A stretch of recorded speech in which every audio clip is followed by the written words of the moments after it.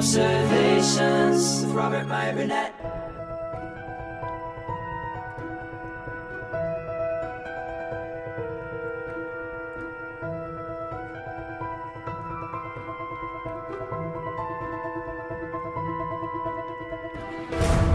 Well, greetings, imagination connoisseurs. Once again, it is I, your Duke of Dope Discourse, your master of fun and wonder, your viceroy of verisimilitude, your sommelier of sci-fi and cinema, your archbishop of Banterbury, your evangelist of the imagination, your existential Mr. Rogers. That's right, me, Robert Meyer Burnett, and I'm Rob-casting at you.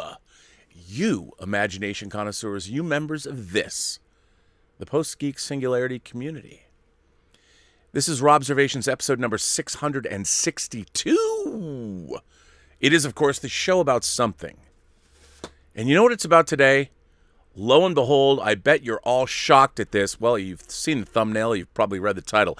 This show is about Star Trek, or lack thereof.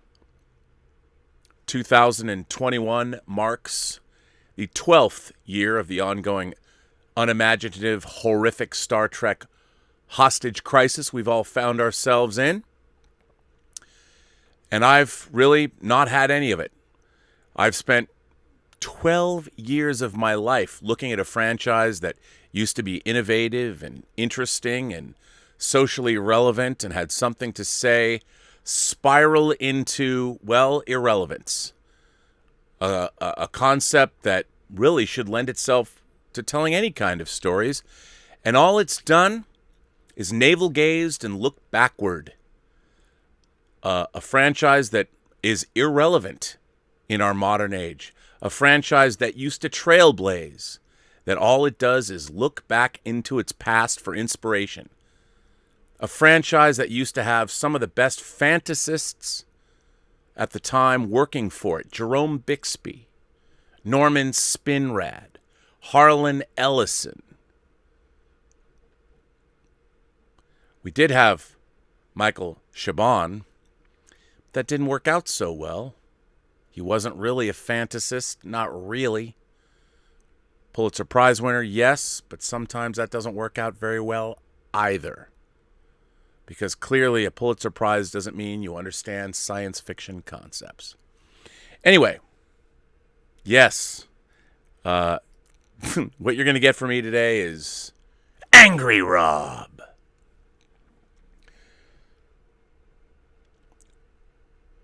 It was, it seems like every franchise has to have its own made-up holiday now. We're approaching Alien Day 426, because, LV 426, let's make a holiday. May the 4th be with you. So stupid, that's really has nothing to do other than the fact that the word fourth sounds like force. So somebody came up with some brilliant idea. Let's make this a Star Wars Day. Not the day that Star Wars came out. Like, not May 25th. Let's not make that. Let's change it so it sounds good. Man, I have to tell you, as a lifelong fan, it becomes increasingly difficult to like what fandom represents. Very distressing. And I just don't get it. So we had, of course, First Contact Day on Monday. Why First Contact Day? Because, hey, in Star Trek First Contact from 1996, which was, of course, 30 years after Star Trek debuted, we had First Contact Day because that's when the Vulcans arrived on Earth after the post-atomic horror of World War III that we saw at the end of First Contact. The movie was called First Contact. Look, full disclosure, I wrote an article for Sci-Fi Universe magazine, published by Larry Flint. Sci-Fi Universe magazine called Worst Contact, Why Star Trek First Contact was the worst Star Trek film. I wrote that article in conjunction with my good friend David Hargrove, who is perhaps wittier and snarkier than I am. But we enjoyed ourselves writing this article, and I stand by it. I think Star Trek First Contact, everyone's like, well, it's the best it's the best next-gen film. Well, that's not saying much. The next-gen films should have been much better than they were. I feel that way about a lot of the Star Trek films, but okay, we won't get into that. But here's what was interesting. So on First Contact Day, Paramount, CBS, Paramount Plus, now decided to use it to promote all of their upcoming Star Trek properties. What's going on in the Star Trek universe? And watching them laid out, I could only come to one conclusion. My God, what happened to Star Trek? Where'd it go? I mean, first we had the original series, right? Love the original series, 79 episodes. I watched it religiously as a child, and let's face it, even now I watch it religiously with a religious awe and fervor because I love Star Trek, the original series. It represented the very best of 60s science fiction television, certainly some of the best television ever made in terms of, well, using Star Trek as a prism by which to examine modern-day humanity through a science fiction, action-adventure, allegorical context. We've beat that horse to death over and over again. We all understand what that is. Then everyone thought Star Trek was gone. With its success in syndication, they brought it back as the animated series in 1973, 22 episodes, 2 seasons. And then, lo and behold, they brought back Star Trek the Motion Picture. Well, they didn't bring it back. They brought Star Trek back in the guise of the motion picture. $44 million movie at the time, one of the most expensive films ever made. A lot of that budget was because, well, they pushed it into, they were locked into a release date. There's a lot of reasons. The production was pushed back because of visual effects. Problematic. But what was interesting about Star Trek the Motion Picture was it took the original Star Trek forward into the future and showed us our characters, the same characters, growing and aging in a different scenario. Now, Rob wasn't Star Trek the Motion Picture, a lot like The Changeling. Perhaps, but the story, the superficialities might have bared a resemblance to a similar episode. But really what Star Trek the Motion Picture was about entering into middle age. It was about doubting yourself, not liking your place in life. As a matter of fact, I'll bet you a lot of middle-aged men, if they were Star Trek fans today, would find there's a lot to look at in Star Trek the Motion Picture and really understand, because our main characters were put in a place where none of them were particularly happy. McCoy thought he was happy studying Fabrini medicine. Of course, Fabrini being from And the World is Hollow. For the World is Hollow and I Have Touched the Sky. Spock was trying to purge all remaining human emotion on Vulcan, working with Vulcan masters to achieve the Kolinar discipline. Kirk had accepted a promotion to the Admiralty, and he was chief of Starfleet operations, sitting behind a desk not where he wanted to be. And then, of course, Earth was threatened by something of its own making, really. Voyager 6 was coming back home. Chickens were coming home to roost. And all of this, regardless of what you think of Star Trek, the motion picture, it's my favorite Star Trek film. I love the film because of what it's really about, not about the superficial resemblance. I mean, I find the movie an interesting meditation on growing older and friendship and family and where's your place in the world. Why do you have to give up your place in the world as you get older? Why do you have to give up your family, your colleagues, the things that matter to you? You don't. Anyway. And then after that, we had Star Trek II, The Wrath of Khan, Star Trek III, The Search for Spock, Star Trek IV, The Voyage Home, up through 1986. All of these stories had as part of their DNA what it means to get older. And the fact that they allowed these TV actors to transition to film and continue to tell relevant stories, but at the bottom, at the core of it all, and in some way, shape, or form, all of the Star Trek films with the original cast dealt with the idea of getting older and staying relevant. In fact, it was new. They were telling new stories about our characters and how our characters were at that age. Then, of course, we had Star Trek The Next Generation. Star Trek The Next Generation introduced in 1987. One of the first syndicated dramatic shows. Even its format, the fact that it was syndicated, broke new ground for television. set a trend, actually, that still exists, well, in a way. Streaming services, all of that, owed a great debt of gratitude to Star Trek the Motion Picture because it showed that 1 hour dramatic shows, unlike, say, game shows, could work. They were viable as dramatic series in the syndicated, well, being syndicated. First run syndication. Changed TV forever. What did they do? They moved almost 100 years in the future. All new crew. I mean, when they brought Dr. McCoy on in the pilot Encounter at Farpoint, they didn't even call him McCoy. They didn't call him by name. We all knew who he was. The next time you really heard any mention, there was a few mentions of classic Star Trek. But the point was, there was a conscious effort on the producers, beginning with Gene Roddenberry and Rick Berman, of modern Star Trek to blaze its own trail. New characters, new situations, familiar name on the ship, but they were telling allegorical stories that were more relevant to the late 80s and 90s. Different kinds of stories, different kind of crew makeup. Something new. Something that hadn't been done before. And if you have heard the stories, and I do because I spent 3 years of my life making documentaries about Next Generation, when they got to the third season and introduced a main character in an episode, not a main character, but a character we'd grown to know and love, Mark Leonard's Sarek, Spock's father.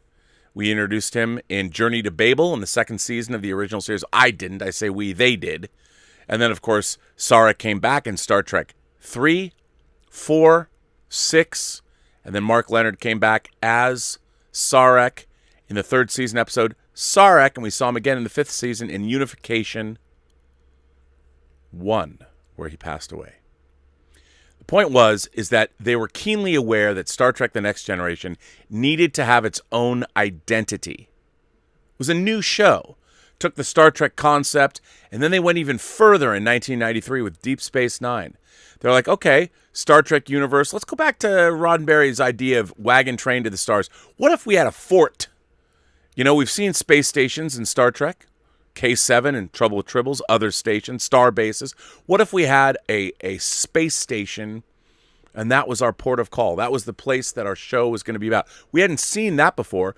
Whole new cast of characters, even less reliant on the mythology that was built up from the original series. It was really all about the mythology that had been being built up over Next Generation. The Cardassians that were introduced in season 4 of TNG in the episode The Wounded. The Ferengi never worked out really well in TNG, but they added them to Quark, Rom, Nog, main characters in Deep Space Nine. They reinvented the Ferengi and made them work. So they were taking the mythology and bringing it further along. And then we met all kinds of other new characters. Not only did they flesh out the Cardassian civilization, they gave us the Dominion, the Founders, the Vorta, the Jem'Hadar, the Breen. A lot of new characters, a lot of people we hadn't met.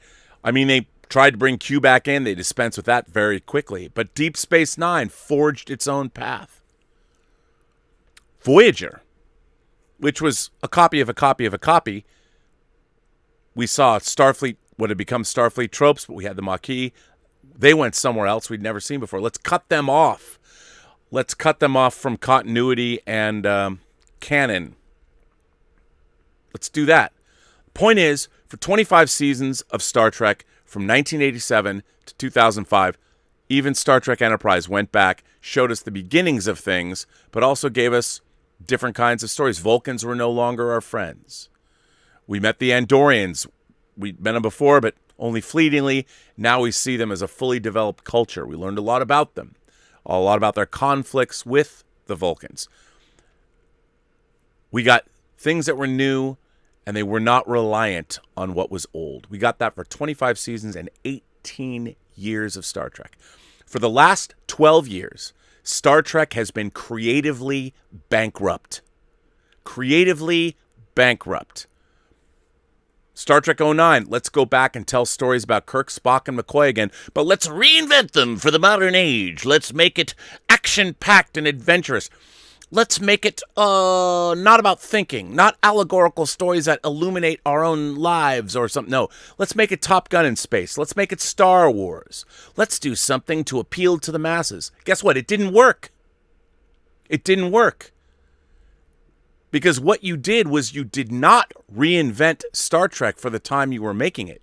What you were doing was throwing together a bunch of tropes from other things. Star Wars, Top Gun, you name it. And you put it together and tried to put Star Trek on it without a fundamental underlying understanding of what Star Trek was about. Star Trek is about the time in which it's made. And yet, modern Star Trek from 2009 on has always been saddled with the past. They've always tried to utilize the past to reinvent it. Well, you know what? That fundamentally doesn't work, because what you are doing is you are anchoring your modern Star Trek in the past. You're not doing anything new. You're miring it in the past. And watching First Contact Day this week, to me, it shows me an utter failure of imagination and failure of, most of all, leadership. Star Trek is a rudderless ship that is going around in circles in the middle of the ocean. There is nothing new. There is no innovation, no imagination, nothing really worthwhile. And I don't understand why. I don't get it. I really don't understand. I don't know why you've got a 40-year legacy, 1966 to 2005. There's things that work, things that didn't, but there are things that are iconic that resonate even to this day. You ask people to tell you who played James T. Kirk, William Shatner. No one's going to say, oh, Chris Pine. Who was Mr. Spock? Leonard Nimoy. There is no, the thing is, there is no other. They keep trying to reinvent it. We've had other actors play Spock. No one's ever going to say Zachary Quinto delivered the definitive Spock, because he'll never deliver the definitive Spock, because that definitive Spock was already given to us. And the Star Trek franchise, as it was shown even through the Rick Berman era from 87 to 2005, let's create new characters. This idea that you're going back and showing us characters that already exist that will never be accepted, because not only are you having other actors play them, you're not giving us the stories that make those characters iconic. And if you don't do that, then it doesn't matter how good the actors you hire are. I mean, what's really interesting about modern Star Trek, if you ask any Star Trek fan, who is their favorite character that has been introduced in the last 12 years? Anson Mount as Captain Pike. Why? Because he's the only character that they've introduced to us in 12 years that seems like they're an actual character from Star Trek. The only one. And he was introduced in the second season of Discovery. And he's another iteration, the third iteration of Captain Pike.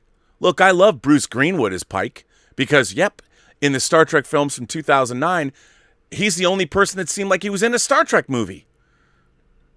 Same thing with Anson Mount. Isn't it strange that Captain Pike is apparently in modern Star Trek?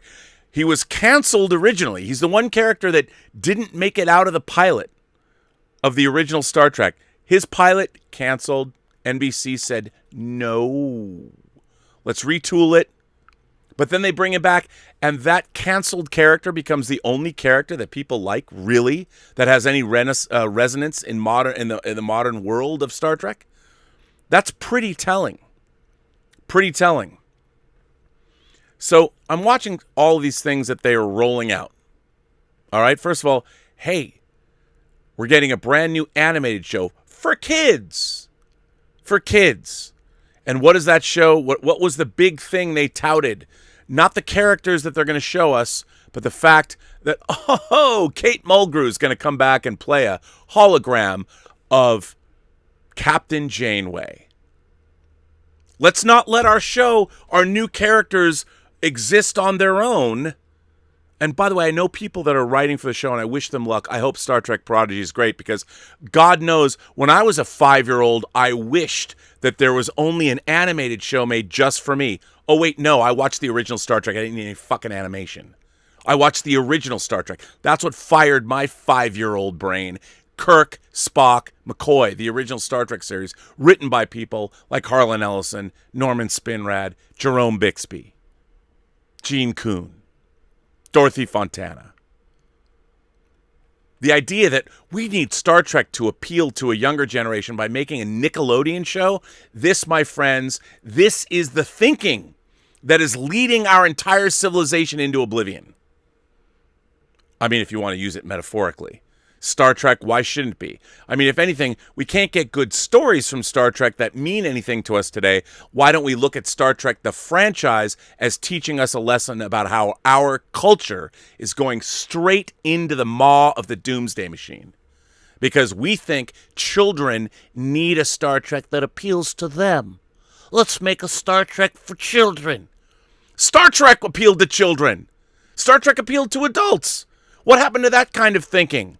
And look, I haven't seen Prodigy, but all I know is that, one, it's not about human beings, and the one human character that's in it is a hologram of somebody from a copy of a copy of a copy. No, I don't mind Kate Mulgrew. I like her. She's a talented actress, but give me a break. That was what they rolled out. Kate Mulgrew's coming back. Coming back, so what? You're making a show for kids, and yet you're going to put Kate Mulgrew in it. What do kids know about Captain Janeway? Oh, maybe they'll find out. Maybe they will. Good for them. But, you're making a show called Prodigy that doesn't have any human characters in it except a hologram of a human being from a Star Trek show that went off the air 20 years ago. Strange New Worlds. Oh, wait, it's about Spock, Pike, and Number One. And yet it's a watered down version of Mr. Spock that, to appeal to the people today, let's give him a learning disability. Right, you know what? Let's not make him the awesome character he was. Let's make him more relatable. Let's make him more like you and saddle him with a learning disability. How about not do that? How about not saddle him with a learning disability? Why not make him the awesome character that he was? Let's not base his entire character around one moment in the original Star Trek pilot where he smiles because they hadn't quite figured everything out yet. But no, let's do that. I mean, and then we have, of course, so Strange New Worlds goes all the way back to the failed pilot of Star Trek that was from 1965. And you know what? We're going to bring in Akiva Goldsman to run that show. And by God, does his track record with science fiction look fantastic. Fantastic. Boy, that Lost in Space movie blew up the box office. Really did. Fantastic. Awesome. Then we've got Lower Decks. Lower Decks. Well, there was a Next Generation episode called Lower Decks. Let's make a comedy episode, and every time, hey, there's a Miranda-class starship, and I'm Bojitsu, and oh my God, I remember that episode from the second season of TNG. They're wearing the same costume. I mean, my God, that is a show that I'm supposed to love because of all the Star Trek references they throw at me. And I'm a Star Trek fan. I get all of the references. I do. I'm like, wow. That's like hanging out with my friends in a bar having drinks where every other word is a reference to something else. And we can all smile knowingly at each other because we're in on the joke. I mean, it's funny to me. I look at Star Trek Lower Decks and I think, wow, one of the finest episodes of Next Generation, especially in the latter seasons. I'm like, wouldn't that be a good show? Oh, but no. Let's make a funny show. Let's make it all funny. And wink, wink, nudge, nudge, and knowing for all those Star Trek all the fans will get it. Where is Star Trek Boldly going? Where is it redefining television? Where is it doing things that are amazing and exciting the way other shows are? Why isn't Star Trek embracing the future? Why is it looking backwards? Who thought that was a good idea? Star Trek Discovery. Oh boy. Star Trek Discovery. Gosh, apparently season 4 is about another galaxy-threatening anomaly, as opposed to like being an exploration of what does it mean to be human 1,000 years from now. Where does that go? Nope. We're back to the same old ridiculous platitudes and like, well, if we work together, we'll be able to... Why do we have to be told that? Isn't that implicit in being on a starship? I mean, but, we have a captain now who could barely stand. I don't know if I'm going to be, I don't know if I'm going to go back to my ship. I don't know if I can be part of, I've lived in the future for about a year, and now that I'm back here, I don't know if I can be captain. I mean, I honestly, I look at this stuff and I think to myself, where is the innovation? Where is the imagination? Where is the desire to look toward the future? Where is the imagination that needs to extrapolate? Where's humanity going to possibly be in 1,000 years? Are we still going to be talking about pronouns 1,000 years from now? Are we still going to be, by the way, the whole point of Star Trek is it portrayed a humanity that was supposed to be beyond where we're at now.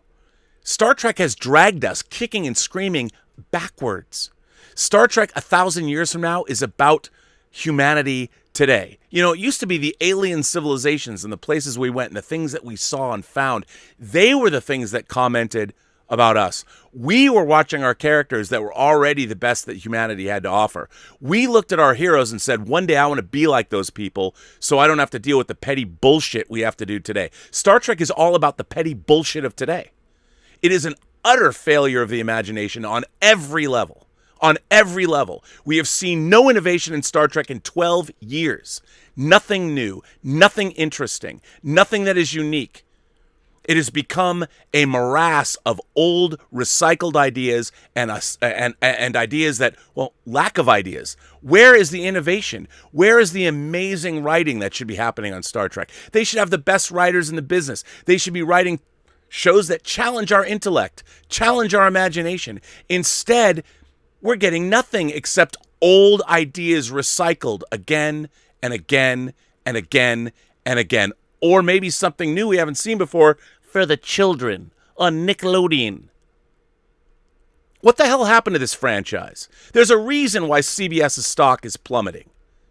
Star Trek should be the crown jewel of imaginative entertainment. We should watch Star Trek and we should feel enlightened and empowered and inspired. Instead, all we're seeing is backwards. We're looking in a rearview mirror at stuff we've already got before and things that are half-baked and not understood and really dumb. And it's really annoying. And you know what? You want me to subscribe to Paramount Plus? Make a great Star Trek show. Make a great Star Trek show from people that understand what science fiction can be, that understand the potential of humanity in the future, that understand where our greatness lies. If humanity makes it off this planet and into the cosmos, what could we accomplish? I'll tell you something. They can't even provide us. Our big bad last year in Star Trek Discovery was literally Susan Oliver's Vina turned into Vito Corleone. If that's not the most unimaginative use of a villain or an antagonist, I don't know what is. Are you kidding me? Are you kidding me? You've turned Star Trek into the Road Warrior future? Come on. Who are these people? Have you read a science fiction book? Would you like me to make a reading list? I can give you 30 books you should read read Ursula K. Le Guin's Left Hand of Darkness. Do an exploration into gender the way that book did. And that book was written how many? Almost 50 years ago? Read some fucking canonical science fiction. Learn. You people are letting down your stockholders. You're letting down your fans. You're letting down all of us who want great speculative fiction and great television. You are writing horrifically awful science fiction, and you are expecting us now to pay for it. There's great science fiction on TV right now. The German series Dark, The Expanse. There's great science fiction to be had. Why is Star Trek not... Why are we not thinking about Star Trek as being in the greatest of the science fiction that is being written or shown on TV today? Why? Why? I don't know. Why do they keep making this stuff? And by the way, I really do hope that Star Trek Discovery Season 4 is good. But you know what? You've spent how much goddamn money on that show? Can you design a starship I want to build a model of? And it's not just me. Give me one sexy starship design. When Star Trek Online is providing I'll bet you Eagle Moss sells more Star Trek Online spaceships than they sell Star Trek Discovery spaceships. Check into it. See if I'm wrong. Why are the designs in Star Trek Discovery lazy and terrible? Why? I don't understand, man. I don't get it. I don't get it. It just makes me angry. I sit there and I'm like, wow, it's not even about today's politics. It's about an utter failure of imagination. There are so many amazing science fiction novels and science fiction stories and ideas. Go pilfer from some of them. Go borrow from some of the great canonical. And I don't mean don't read Dune and say, oh, you know what? We're going to use let's have a spore drive. What? How does that work? It's magic. The Burn, a humanoid creature, somehow was raised with dilithium radiation, so he's somehow connected to dilithium, and when he gets angry or calls out for his mother, he destroys all the dilithium in the universe. What the hell, man? What is that? In what science fiction pseudo realm, what physics did you read about that told you that could happen? Why is Star Trek so fucking bad? Why? Why do they look to the past and try and tickle my nostalgia? Picard season 2. Wow. You know what? I even like that showrunner. And I like Mark Bernardin. And but Q is a novelty. Always was a novelty. Yes, he was in Encounter at Farpoint. And yes, he was in All Good Things. And yes, what a great bow All Good Things tied on that. Tied around the Next Generation. But no, let's bring him back. Well, Picard's already dead. He's an android. And, that wasn't Picard. That was Charles Xavier from Logan. That wasn't the character of Picard. I understand why. I get all that. But really? You're going to bring Q back? Not that we don't all want to see John Delancey. The same reason we're all going to smile is the same reason we love the jokes in Lower Decks. Take us somewhere we haven't been. Take us on a journey that we don't know the outcome of. Take us someplace that fires our imagination, that leaves us thinking and contemplating days after we've seen it. Something, give me some dialogue to quote. I'll chase him round the moons of Nibia and round the Antares maelstrom and round perdition's flames before I give him up. That was 1982. Give me something I can remember like that. Why is it I don't even remember the name of Discovery episodes? I can tell you the episode names of all the original series. Next Gen, Deep Space Nine. Why is Star Trek so fucking bad now? Why is it allowed to be bad? Why do the powers that be that own the franchise continually allow the franchise to be chipped away at every day? From a profit, if you look at it from a profit perspective, who's putting posters up of the actual Discovery on their wall? Anyone? The Van Halen starship that they introduced in Picard, who approved that? Who said, you know what? That's the kind of ship we need. When you look at Eagle Moss's rendition of it, go right now. Go to Eagle Moss or HeroCollector.com or whatever. Ask yourself, is that the ship that you want to put on your shelf? Is that the design you look at and go, man, that's iconic. I want to have that Van Halen starship right up on my wall here or my shelves. Does anybody? I mean, and when you do, the whole point of putting something out there is you want other people to see and go, oh man, I love that.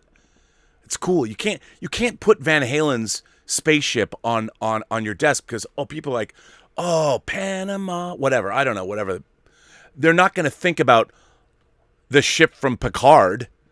It's like, man, that looks like Eddie Van Halen's guitar. Yeah. They can't even come up with an original starship coloration that doesn't remind you of something from 30 fucking years ago or 40 years ago. Why?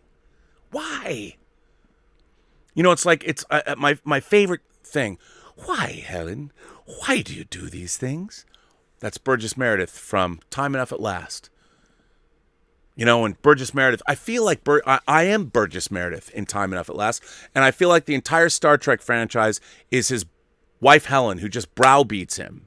Because all he wants to do is read, and his wife is so tired of him with his head in the clouds that she finds his books, and she's so vindictive. She goes through every page and scratches them out. And when he finds those books, Henry Bemis, the most browbeaten man in science fiction history, when he finds those books and he looks at the pages of perhaps David Copperfield, and he looks down and he says to his wife that she's vindictively gone through every page and scratched it out. And he says, "Why, Helen? Why do you do these things?" That's me watching every episode of modern Star Trek. "Why, Secret Hideout? Why do you do these things?" I don't know. Couldn't be for profit.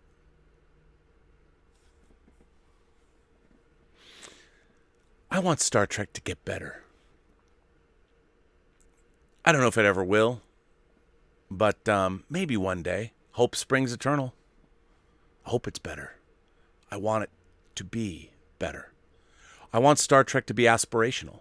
I want Star Trek to be about people that I would like to be when I grow up. People I admire. People that I look at them and think, God, my God, in a crisis, aren't we glad that Kirk, Spock, McCoy, they're there, that Scotty is there, that Yeoman Rand might even be there, that Uhura can certainly be there, that Mr. Kyle can be there. They'll solve the problem. They'll get it done. Modern Star Trek characters can't do shit. They stumble into victory, or they stumble out of victory, cause wars, get thrown into a brig, and somehow prevail and wind up on the captain's seat of a ship that, lest we forget, is pancaked on a planet once and is still space-worthy.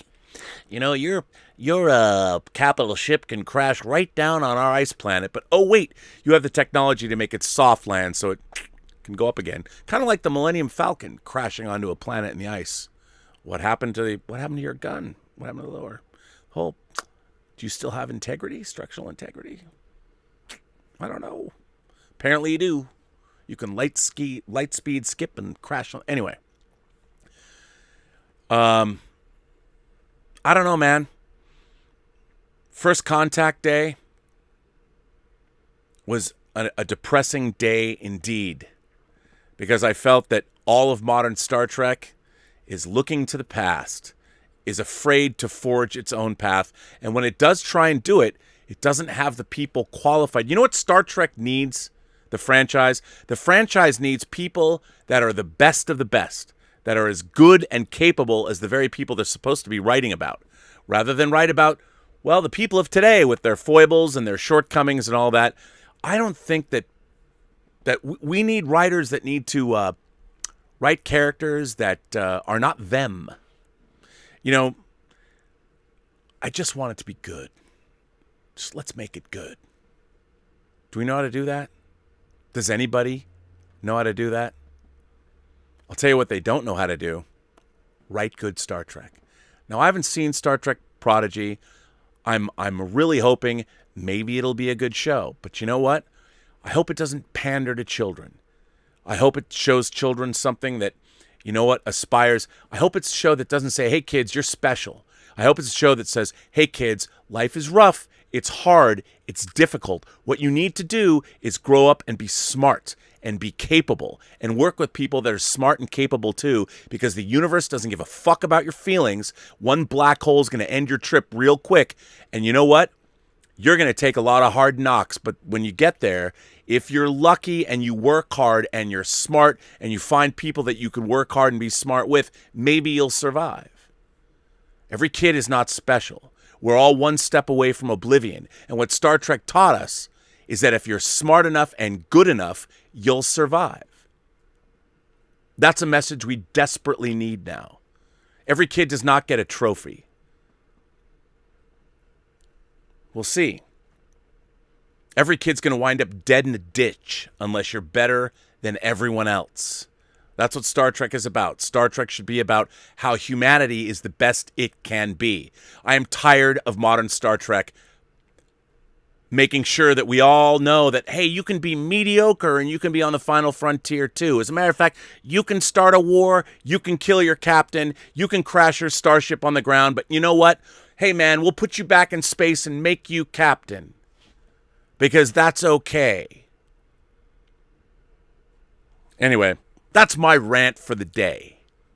And Star Trek First Contact Day, all that told me is the people that are running Star Trek don't have a fucking clue about what Star Trek is. And you know what? More than ever, we need Star Trek that challenges us, that tells us this is how we should be. We should aspire to be these people. It should not excuse our mediocrity. And that's what Star Trek is doing. And I'm sick of it. And I think the shareholders, well, they're sick of it too. Because there's nothing that CBS can look at and go, oh, wait, we've got something new coming down the pike. Because they don't really, even though they kind of do, but not really. Anyway, that's my rant for today. That is my Star Trek rant for today. I even had an article I was going to read. I'm not even going to read it. Because why bother? Why bother? Let me just jump right into the letters of today. That felt good, damn it. I felt good about that. I felt like this is my Trek therapy.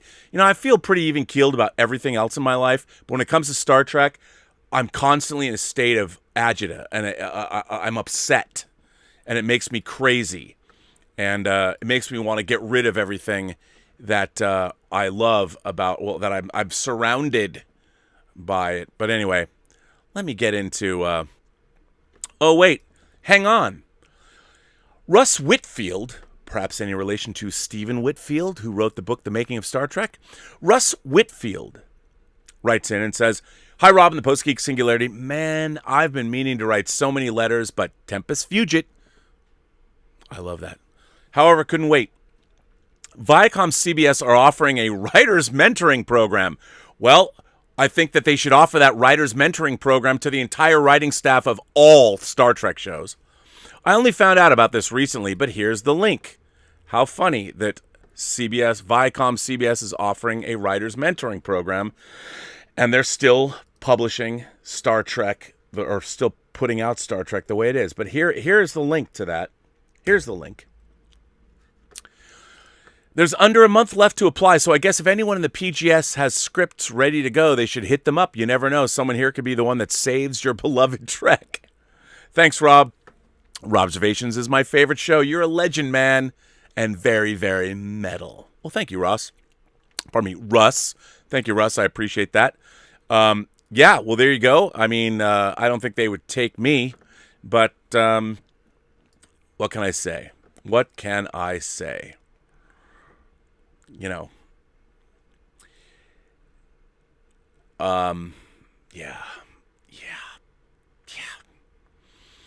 Let's see. What? There's so many letters here. What can I read? You know what? Speaking of Star Trek, Willow Yang, ladies and gentlemen, I'll tell you something. Even when I don't agree with Willow Yang has a keen mind. She's an actual PhD. She's a doctor. And she has an incredible perspective on genre entertainment that I'm there for, as young as she might be. She wrote in about the finale of Deep Space Nine, which means she watched the finale of Deep Space Nine, which is more people than work on the Star Trek writing staffs can say. Greetings, Rob. I am writing to discuss my rather mixed feelings about the finale of Deep Space Nine, What You Leave Behind, which marks the conclusion of a 9-episode-long arc in the final season of the series. To give a recap, the Federation, the Klingons, and the Romulans engage in a final offensive battle against the Dominion, which is allied with the Cardassians and the Breen. In the meantime, Kira, Garrick, and Damar are hiding out on Cardassia Prime and have managed to convince the civilians there to sabotage the Dominion. When the Dominion leader, who's known simply as the female changeling, learns of this, she orders the destruction of a Cardassian city to punish the dissidents. Kira and company get captured, but are freed when the remaining Cardassian soldiers turn on their former allies in retaliation for the destruction of the aforementioned city. With the Cardassians now on their side, the Federation is able to win the battle. Kira's group captures the female changeling, with Damar dying in the process. The Dominion War ends and everyone's happy and celebrating until Sisko has a vision of Dukat and Kai Wynn, who are in the process of releasing the Pa Wraiths to destroy Bajor. He rushes off to the fire caves where the duo is. A struggle ensues where Kai Wynn gets vaporized by a demonically possessed Dukat, and Sisko pushes Dukat into a fiery pit. Sisko finds himself in the wormhole where he meets his mother, who early on in the season was revealed to be one of the wormhole aliens, and he remains there after appearing to Cassidy Yates in a vision, promising her that he would return someday. The rest of the crew all go their separate ways, with Kira remaining on the space station as a new commander. The episode ends with her and Jake staring out into the wormhole. Finn. As I've mentioned off the top, I have mixed feelings about the grand finale of Deep Space Nine. There were some parts of it that I loved and other parts I was disappointed by. The parts that involved the Dominion War I thought were excellent. I really liked how the series was able to develop the character of Damar, having him transition from a generic lackey to the beleaguered, hard-drinking figurehead leader of Cardassia to an anti-hero as he finally turns on the Founders and joins the Federation's side of the war. I love the exchanges that he's had with Weyoun throughout the season. His reaction to Worf snapping the neck of the 7th Weyoun clone in Strange Bedfellows was just hilarious. His character was able to have a full arc. He became much more than a simple villain, such that when he was killed in What You Leave Behind, his death had weight. The action in the finale was very well done. There was the big climactic space battle that everyone's anticipating, with effects that still hold up, accompanied by a pleasant twist as the remaining Cardassian soldiers turned on their former Dominion allies to join the Federation side.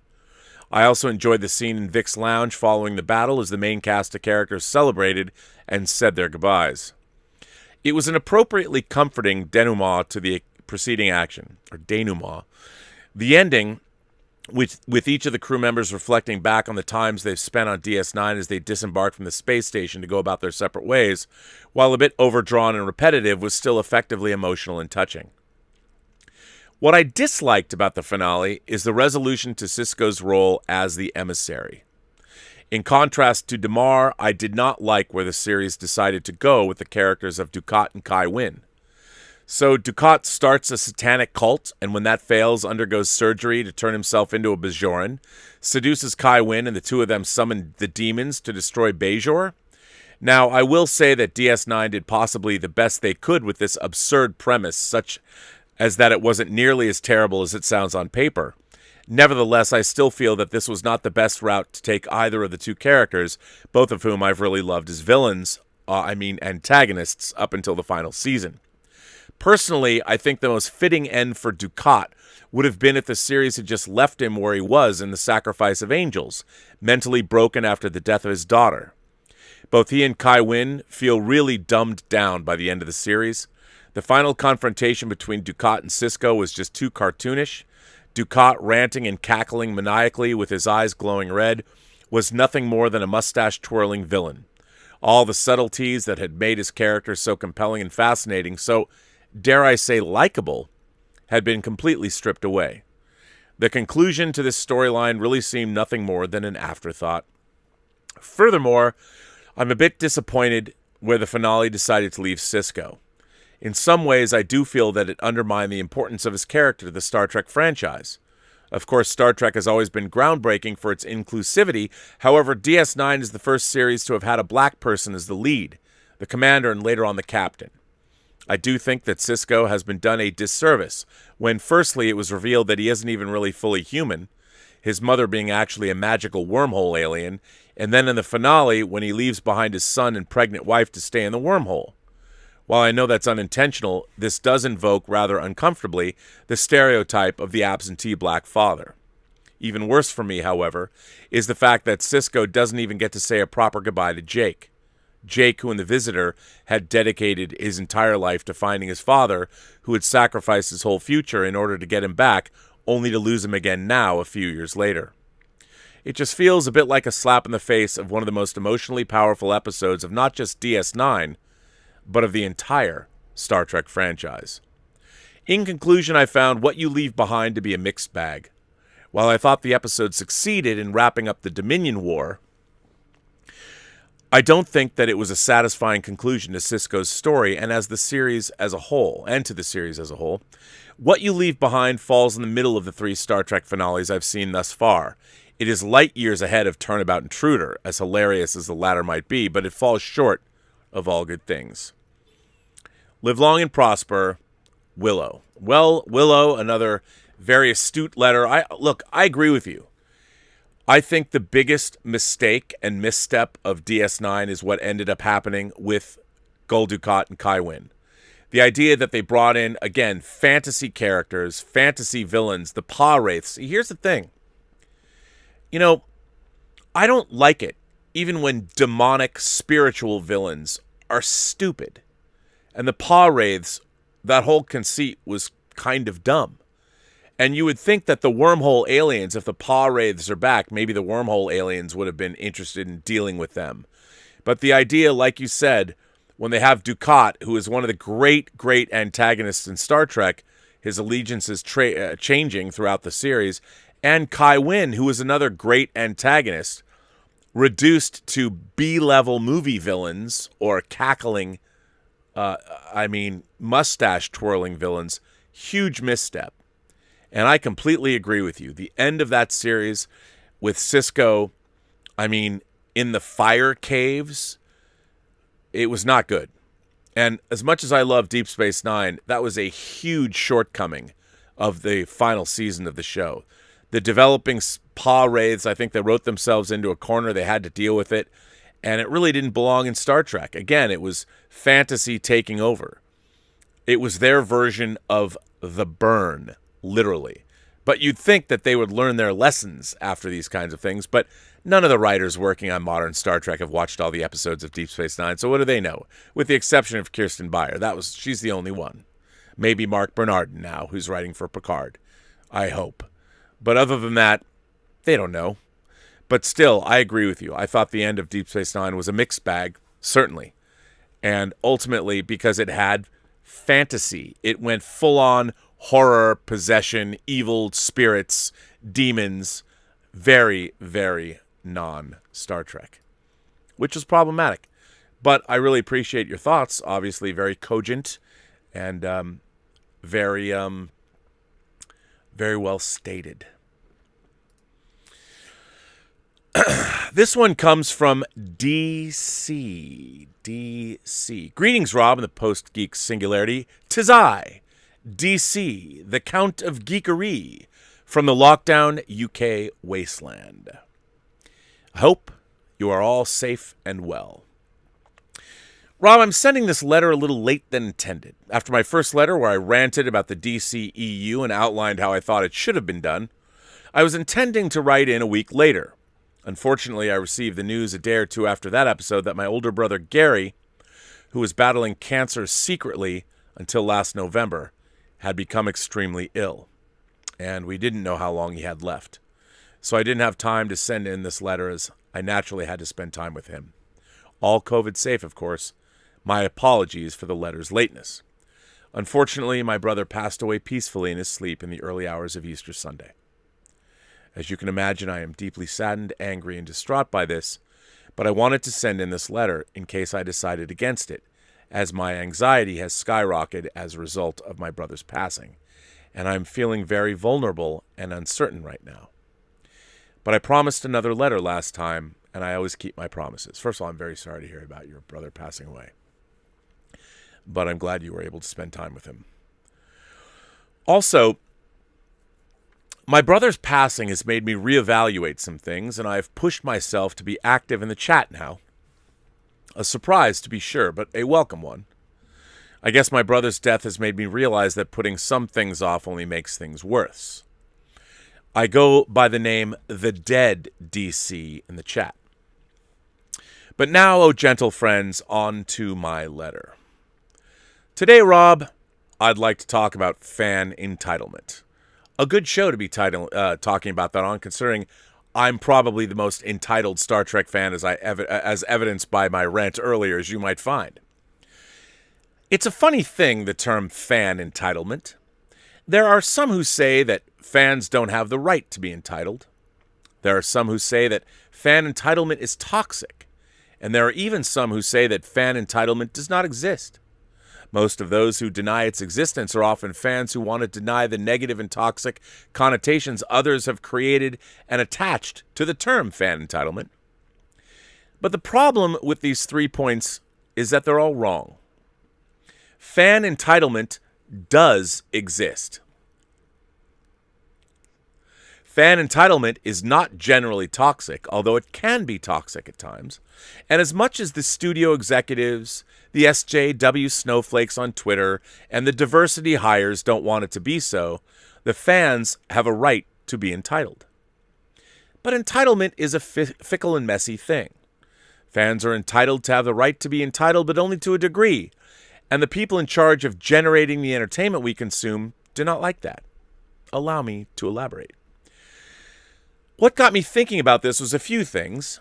The first was the Snyder Cut and the negative backlash the fans who lobbied with the hashtag of Release the Snyder Cut received from the mainstream media in Hollywood, and the even harsher backlash the movement received from those same places when the Snyder Cut actually happened. Zack Snyder fans had every right to see the original movie that was planned to be released, especially after the steaming pile of donkey shit that was Justice League.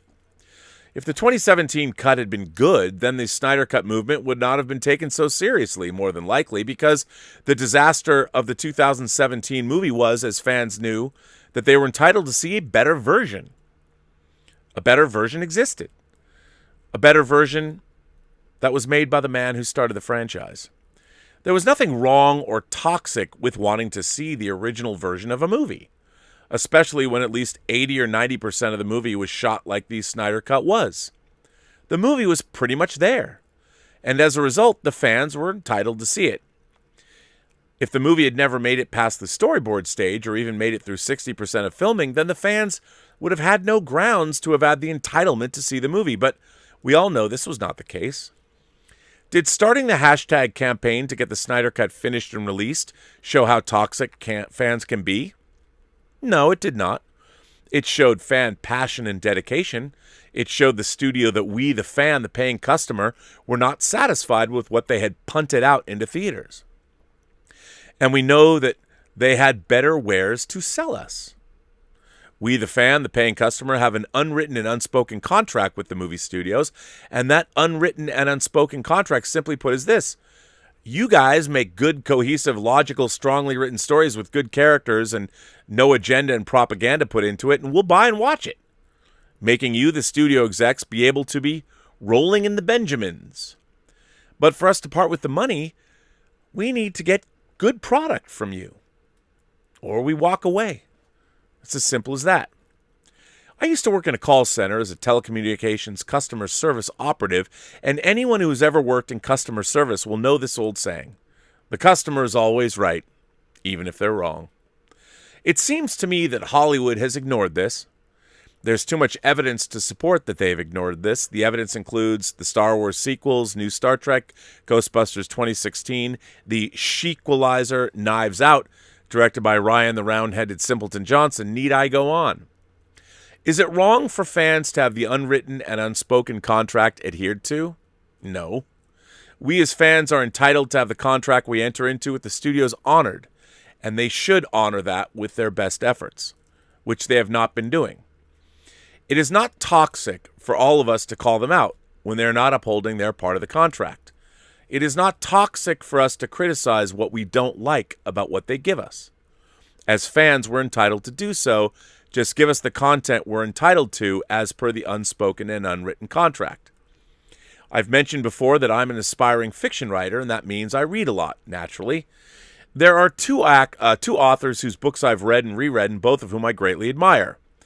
The writers are Patrick Rothfuss, author of the excellent and beautifully written books The Name of the Wind and Wise Man's Fear, and George R. R. Martin, author of A Song of Ice and Fire series, which became the Game of Thrones TV show. Now, both of these authors have one thing in common. Other than the fact that they write thick tomes in the same genre, the thing I'm referring to is that they both have been working on the next book in their respective series for 10 years or more. Oh, wait, I've been waiting for David Gerrold's 5th book in the War Against the Taurus series for over 30 years now. 25 years. As a result of the 10-year gap between the last published book and the next book to be published, fans have understandably become frustrated, and in some cases, unjustifiably filled with near-psychotic rage at the long wait. Some of these fans have attacked both authors online over Twitter, Facebook, and other places, and even here on YouTube. Now, are fans entitled to be frustrated at the long wait? Yes, absolutely. As I mentioned, we as fans enter into an unwritten and unspoken contract with the creators of the entertainment we consume, and they have to honor their part of the contract. They haven't done this. Are fans entitled to have the next installment of the series they love to be released in a timely fashion? The answer here is yes. But fans are not entitled to attack creators for their work arriving late. Creators are human beings like you and I, and even though there's a contract between us and them, they're not our bitch. The thing with the two authors I've mentioned above is that they're late with their next book for a set of different reasons, and this is where fan entitlement can become toxic. George R. R. Martin is a slow writer. He always has been. There's nothing wrong with that, and that's not why his fans are angry with him about finishing his next book, The Winds of Winter. The reason his fans are angry is that he has too many side projects going on that take time away from him, time that he should be using to finish the last two books in the Game of Thrones series. He has, after all, entered the unspoken and unwritten contract with his fans. And he must honor that. He is advanced in years now, and fans and the author himself are worried he will die before finishing the series.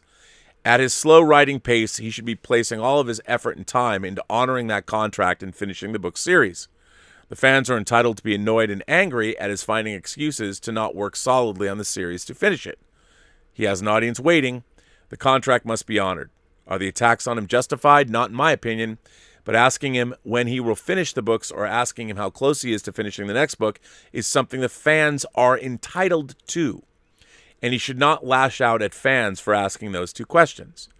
As the frustration he feels at his fans is something he could have avoided, it is frustration of his own making. With the second author I mentioned, Patrick Rothfuss, the case of fan entitlement is a little more of a gray area. Rothfuss has always been upfront with his readership about why it has taken him 10 years to write the third book in his series. His process is very odd, and he is a big perfectionist, two rather undesirable traits as a writer, as they can and often do cause long delays, and in business time is money. The fans are entitled to be frustrated by the wait, but as I mentioned, he has been upfront with why it's taken so long. He is a father of two young sons, and naturally he has to be a dad every day to them.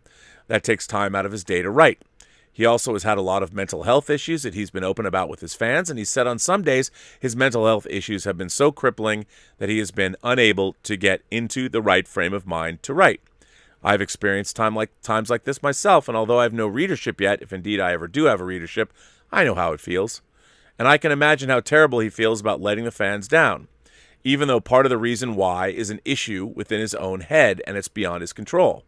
His readership do have the right to be frustrated by the wait, but not as much as George R. R. Martin's fans. Why? Because Rothfuss has been updating his readers about his progress. He has let us know that his mental health is not good and that he hasn't worked on the book for 3 months. He has kids. Everyone should be able to respect that he has to be a dad. At least that keeps his fans in the loop. On top of that, he has said that he wants to make a book the best it can be, and for him that takes time. He's also said if that his mental health was stable, he would have finished the book 6 or 7 years ago. He was on track to do that for some time. Yes, he entered into an unspoken or unwritten contract with his readers, but as it's a contract not set in stone, the fans have to be lenient when the author or creator is ill and or is a parent. And we should be lenient, especially if they keep us updated. George R. R. Martin does not. He keeps silent on his next book 99% of the time, and leniency is not as deserved in his case. I guess what I'm trying to say is that yes, we fans have the right to feel entitled, but there are different levels of entitlement that we have to follow. We are not entitled to demand a book to be released before the author is ready to release it. We are not entitled to demand a movie studio hire one director over another.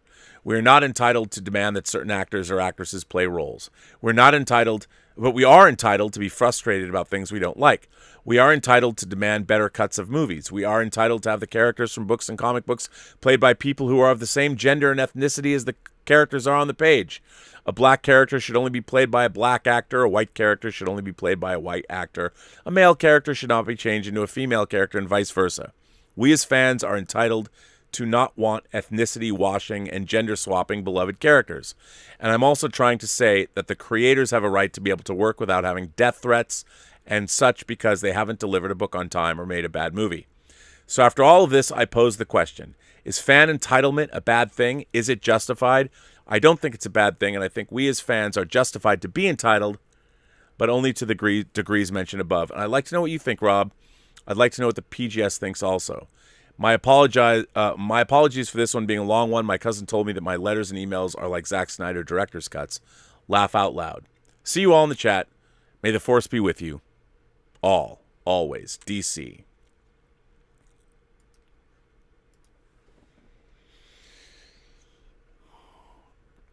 First of all, my deepest condolences about the loss of your brother. I'm very sorry to hear that. That said, I can't agree with you. I don't believe in fan entitlement. We aren't entitled to anything. We're not. I mean, as much as I'm a big fan, am I entitled to good Star Trek? Me personally? I don't think so. I think the world at large is entitled to great stories well told, especially for consumers that are paying for those stories. What I don't understand is why people that aren't good at their jobs continually get to produce inferior product, and it makes me angry. I'm not entitled to it. I'm not entitled to anything. I'm only entitled to the life that I lead. That's it, because I'm here. Anything else, I have to make myself. If something is happening in to me, Game of Thrones was horribly diminished by the last 3 episodes of the final season. As a matter of fact, I think the final episodes of Game of Thrones did a disservice to HBO. I think they did a disservice to the universe that George R.R. Martin wrote.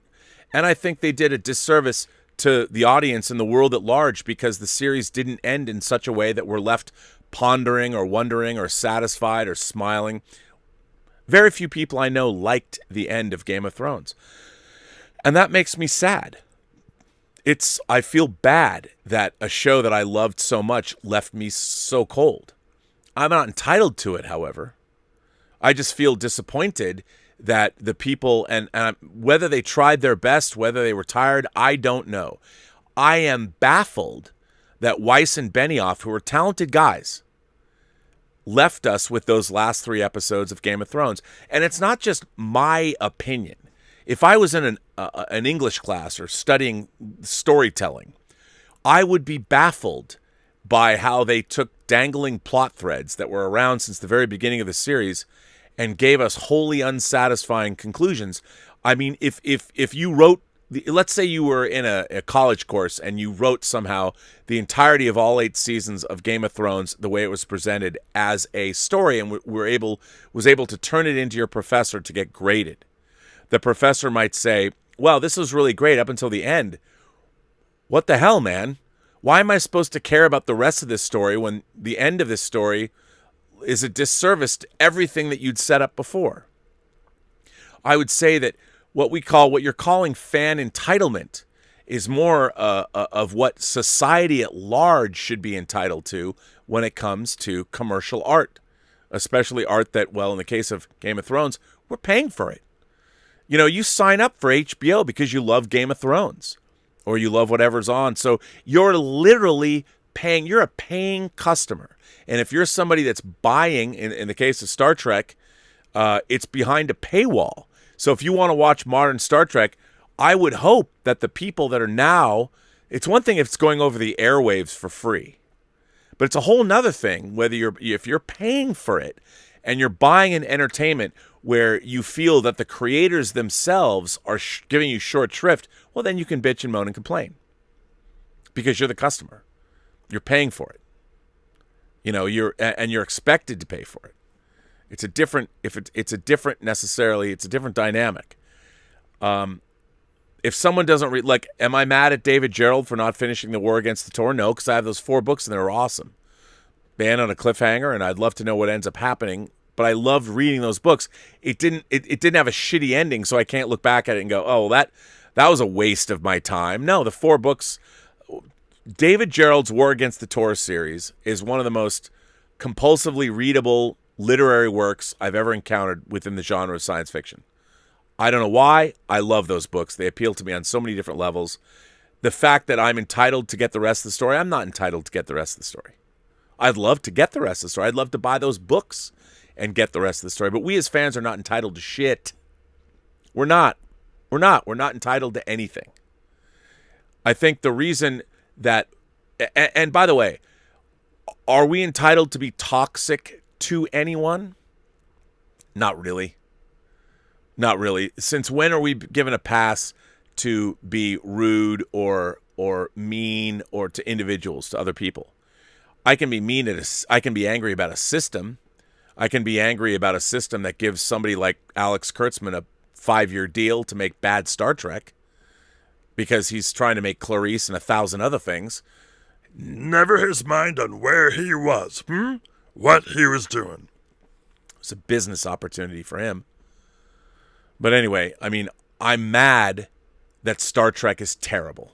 I'm mad that I feel that Star Trek is terrible. I'm mad that I think Star Trek has been letting us all down since 2009. But am I entitled to good Star Trek? No. I would hope the people making Star Trek think the world is entitled to good Star Trek. But they're really not. They're more entitled. The people that are making Star Trek now, I think, are more interested in themselves and what they have to say than the Star Trek franchise as a whole. So, and of course, CBS can't do anything about it because there's contractual obligations they can't get out of. So, it's different. But I don't believe in fan entitlement. I also don't believe in abusing people in any way, shape, or form. I think it's not right. As far as George R. R. Martin is concerned, well, there's me. There's me at the San Diego Comic-Con chilling with Melinda Snodgrass and George R. R. Martin. Does that man look like he deserves to be abused or suffer fan entitlement? You know what I'm telling him there? I'm telling him how much I love his book Fever Dream, which is about vampires on the Mississippi. I couldn't believe that. And look at Melinda Snodgrass, clearly like me, right? I'm just saying that I don't think that any fans are entitled to anything. I don't. We're consumers. We choose what we want to buy, what we want to do. I do think it's unfortunate that the people creating entertainment aren't doing a better job than they do, but it's a highly stressful position to be in, and it's really hard. Creating great writing and great stories is tough. But I would say that, what I don't understand is the stewards of these things, how they allow their very expensive franchises to wallow in mediocrity. I mean, considering how difficult and how hard it is to get somewhere, it's amazing to me that when you see mediocrity constantly rewarded. I don't understand that. But I don't believe in fan entitlement. I don't believe that we enter into any kind of unspoken contract with anybody. Because we don't. It's not even an unspoken contract. We decided to be fans of someone's work. We decided. They didn't come to us and say, hey, no. They put out their work. They made it. It exists. We choose to like it or not. It's not a contract. And, as much as I might want George R. R. Martin to finish A Song of Ice and Fire, because it can't be worse than the last 3 episodes of Game of Thrones, I'm not entitled to it. And if he never finishes it, well, then. But we've got, the work he wrote already, Dance of Dragons, or whatever. So, that's okay. And on that same note, Donnie Pearson writes in. Donnie Pearson writes, and by the way, I want to thank you for your letter. And once again, condolences on your brother. Donnie Pearson writes in and says, hello, Rob and my fellow PGSers. Well, it's been over a decade since my love for the Star Trek universe, especially the Jerry Goldsmith-composed motion picture theme tune and score, and the Next Generation series, got restored after seeing the 2009 movie reboot.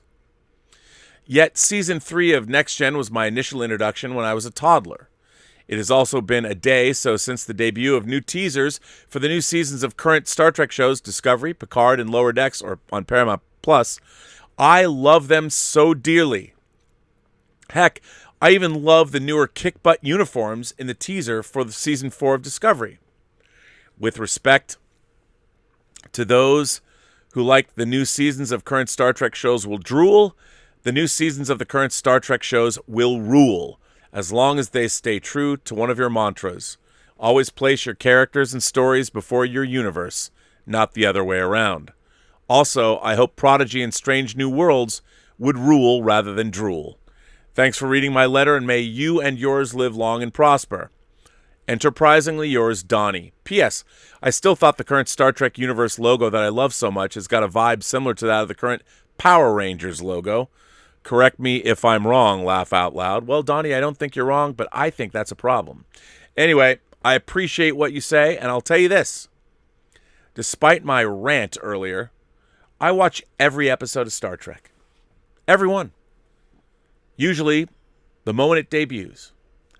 And I want them all to be good.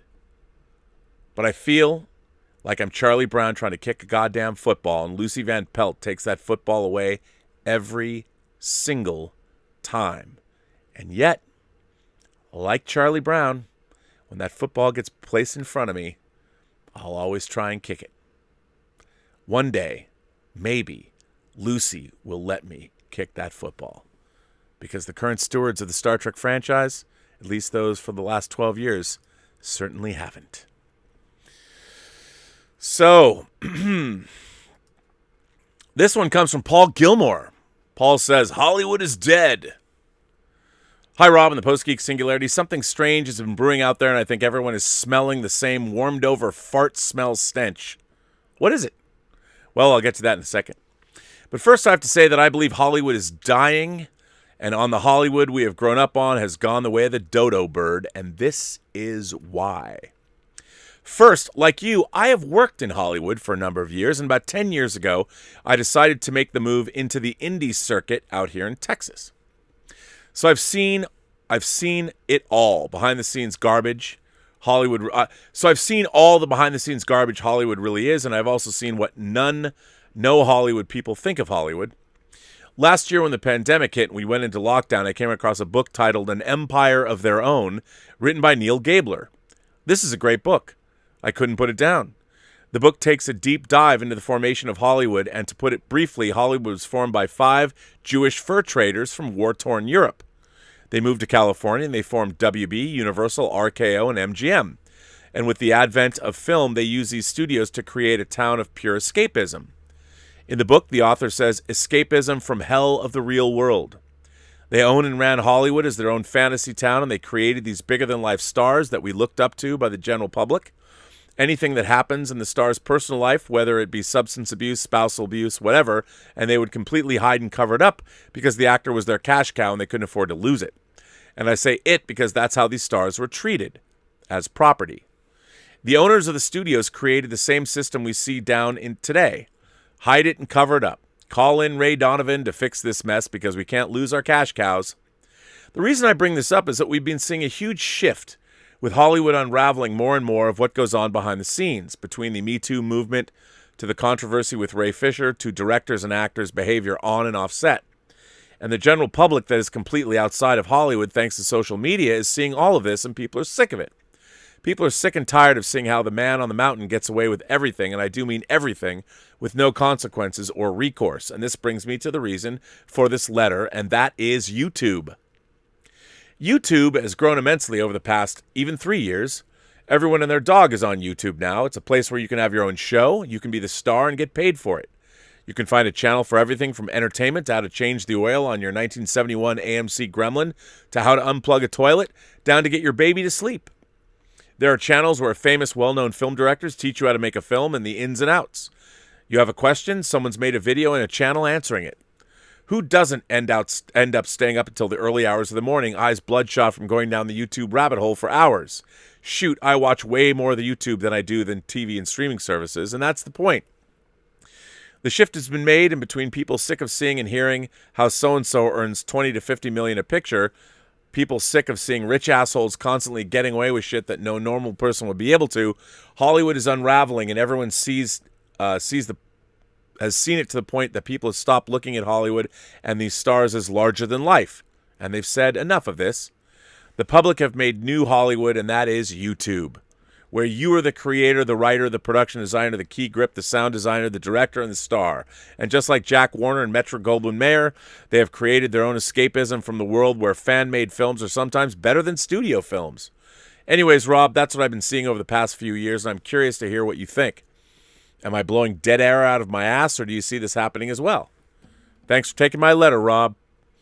Well, Paul, I have to say, I don't think you're entirely wrong. YouTube has been something that as I was talking about on the John Campea show, we hear yesterday or the day before that Ryan Johnson, his producer Bam, and Daniel Craig are making $469 million, of which the three of them are going to get $100 million each, although I don't quite believe that. I think that's an oversimplification, to make 2 more Knives Out sequels. Almost $500 million to make 2 sequels for Netflix that aren't even going to have a box office. Well, that's some crazy shit. And as we talked about on the show, I don't believe those economics. I don't think those economics are good for anyone. But kudos to Ryan Johnson and Daniel Craig for making those pieces of entertainment.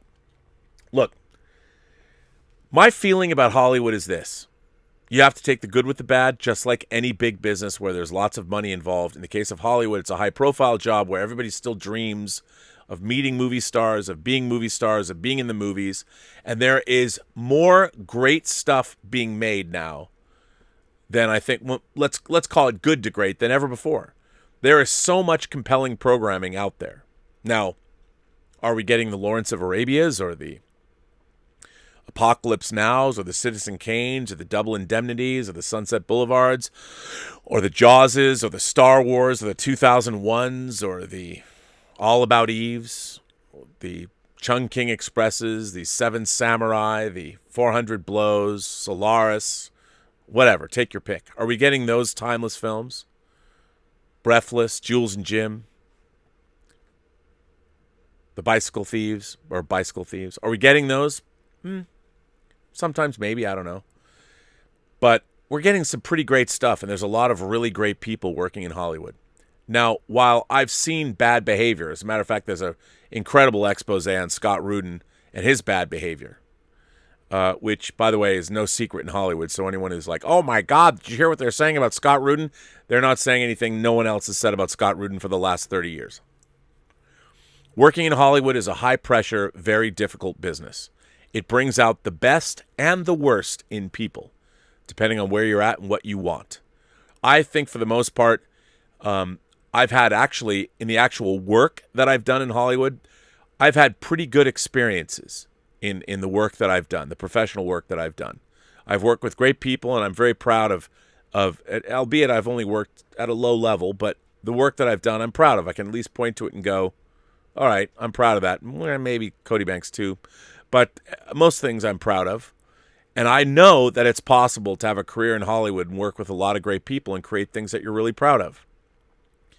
But it depends what you're there for, like any other business. When you become rich and become powerful, Hollywood is a place where a lot of people who didn't get what they wanted in their lives in some way, shape, or form utilize their position and prestige in Hollywood to get the things that they've never had. And it can get very unsavory very quickly. But for the most part, I do think that I don't think Hollywood is unraveling. I think Hollywood is changing. But I think for the most part, there's still a lot of great people out there doing a lot of great work. Look at something like The Queen's Gambit. And Scott Frank is now developing The Sparrow. You know, a guy like Scott Frank, I don't know him personally, but between what he did, I mean, he's been a writer for a long time, but writer, director, doing Godless and doing The Queen's Gambit. You look at those 2 miniseries and you're like, that's an accomplished writer-director. Tyler Sheridan, we saw a trailer for his new movie drop today. There's somebody making good material. The Marvel Cinematic Universe. Who would have thought with all those people working it would have delivered delightful material that people are loving the world over? Whether you love everything 100%, they're still doing a great job and providing grand entertainment. You haven't heard about any scandals going on in the MCU. I would imagine they keep a lid on that stuff because they don't allow it. And I don't think that human nature is human nature. And when you couple that with wealth, Doesn't matter whether whether it's in Hollywood or high finance. I mean, look at The Wolf of Wall Street. While they made a movie about those guys weren't involved in Hollywood. And look how they treated people, and look how they wound up. So, hard to say. But anyway, a good letter. Let's see where we are here. Let's go back to where I was and see what you guys are saying. And I will go back further and find where I was. Here we go. Let's see what you guys are saying. Anonymous says, just to get into the vibes of the 666 show, a little spooky story here. Just being speculative here. Guy sells his soul to be a famous racer. Then guy gets run over by a famous racer. Guy makes the news for a couple of days as a racer. If you watch the video of it, it looks like the guy was pushed from behind by something. Kind of spooky if you look at it like that. I won't mention names here, but by the topic, you can look the video up. One racer gets hit by another racer. I'll look that up, Anonymous. I don't know. I don't know if somehow Satan got behind me, but maybe he did. Yes, that's right. We are 4 episodes away. There's episodes 63, 64, 65, and 666. Thursday, Friday, Saturday. And join us on Sunday for episode 666 of Robservations. By the way, I don't think anything spectacular is going to happen. It just happens to be that episode. But we're going to talk about the devil as a character in pop culture. What are your favorite depictions of the devil? Maybe it's the Devil's Advocate. Maybe it's The Exorcist. Maybe it's the Howling Man from the Twilight Zone. Maybe it's Oh God, You Devil. What does the devil mean within pop culture? What does the devil mean to you, if anything, or not? We're going to talk about it. So tell me, Anonymous, anyone looking into the story, was it the devil? I don't know. Mr. Intellectual sends in a tip and says, Sir, I happened to watch you on the John Campea show today, and I saw your disbelief confusion about Netflix. Are you really surprised about this, Robert? Let me tell you about Netflix and why this is truly happening. I guess this would mean the 400 plus, almost $500 million deal they struck with to make the sequels to Knives Out. First, Reed Hastings, the CEO and founder, has said that he has always been afraid of those that can destroy him, much like they destroyed Blockbuster. His words, I'd rather kill than be killed, and I've been paranoid ever since Blockbuster, from the birth of Netflix. Secondly, they don't preach this. The culture from insiders is built on the keeper test, where one is supposed to constantly ask if their bosses would fight hard to keep them. It has a zero-tolerance firing culture. In fact, if you had a female boss there, Rob, you can't look them in the eye for more than 5 seconds. Sounds a lot like North Korea, if you ask me. Right now, they have about $8.2 billion in cash balance, and they need to outspend their competition to destroy them. But what do you think? The competition. There's a fifth one. The competition can outspend them? Yes, but should they? The streaming wars are about to get crazy, but the winner will be decided by Wall Street as always, and not mainstream normies. Am I wrong? Hastings isn't stupid. No, it's worse. As Gordon Gekko says, greed is good. Well, Mr. Intellectual, I would say I don't quite know where you're coming from there. Sure, Reed Hastings wants to win a battle, but the problem is in the case of the streaming wars, it's always about what have you done for me lately. I don't believe that spending almost $500 million getting to make 2 sequels to Knives Out brings you the kind of prestige that is going to necessarily make HBO Max falter. I mean, let's face it, if you look at HBO, their prestige series are pretty damn good. Is Netflix competing with HBO?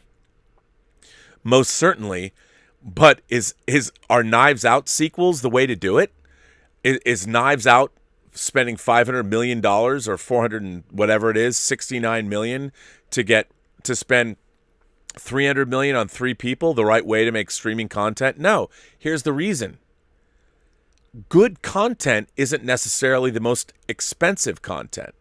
And our friend who wrote the last letter about YouTube, and the point that I was trying to make is that, look, it's all about entertainment and time. You have 2 hours of time. In our modern day, what are you going to do if you've got 2 hours of time you've set aside to be entertained? What are you going to do? Are you going to play a video game? Going to watch a movie? Going to go down a YouTube rabbit hole?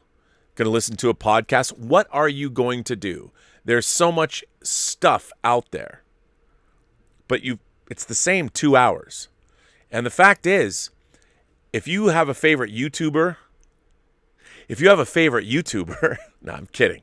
If you have a favorite YouTuber and you're going to give 2 hours of your day over to that person, are they entertaining? Are they, let's say, if you have a choice between watching Attack of the Killer Tomatoes and, say, Robservations, which would you rather watch? I'm sure many viewers would say Attack of the Killer Tomatoes. There are some, I would hope, that would say, I'm going to go watch Robservations for 2 hours. Now, Robservations doesn't cost what a Knives Out sequel is going to cost. As a matter of fact, I don't think if I did Robservations until the rest of my life was over, I would make a fraction of anywhere near $100 million, which is what Rian Johnson's going to get paid. And at the end of the day, the real battle is, do you feel that your 2 hours of time, it's worth having Netflix available to you? So when you have 2 hours tomorrow, 2 hours the next day, what streaming service do you feel provides you the biggest bang for your 2 hours, the biggest entertainment bang? And that really depends on the person. Maybe you like to watch nature documentaries. Maybe that's all you ever watch on Netflix. And the reason you have Netflix is because of all the great documentaries that are on it. You're not even interested in Knives Out. So what you want from Netflix is their docs. Is Netflix, I mean, if they spend all that money on Knives Out sequels, what about their documentaries? The thing about the streaming wars that is going to make people win, or if that's possible, make people sustain is really what you're looking at. There's no winners. There's people that are going to be sustained, and they're going to be sustained by their viewers. And their viewers they want one thing. They want programming that they want to watch. That's it. Reed Hastings might think that spending $469 million on 2 Knives Out sequels is the way to go.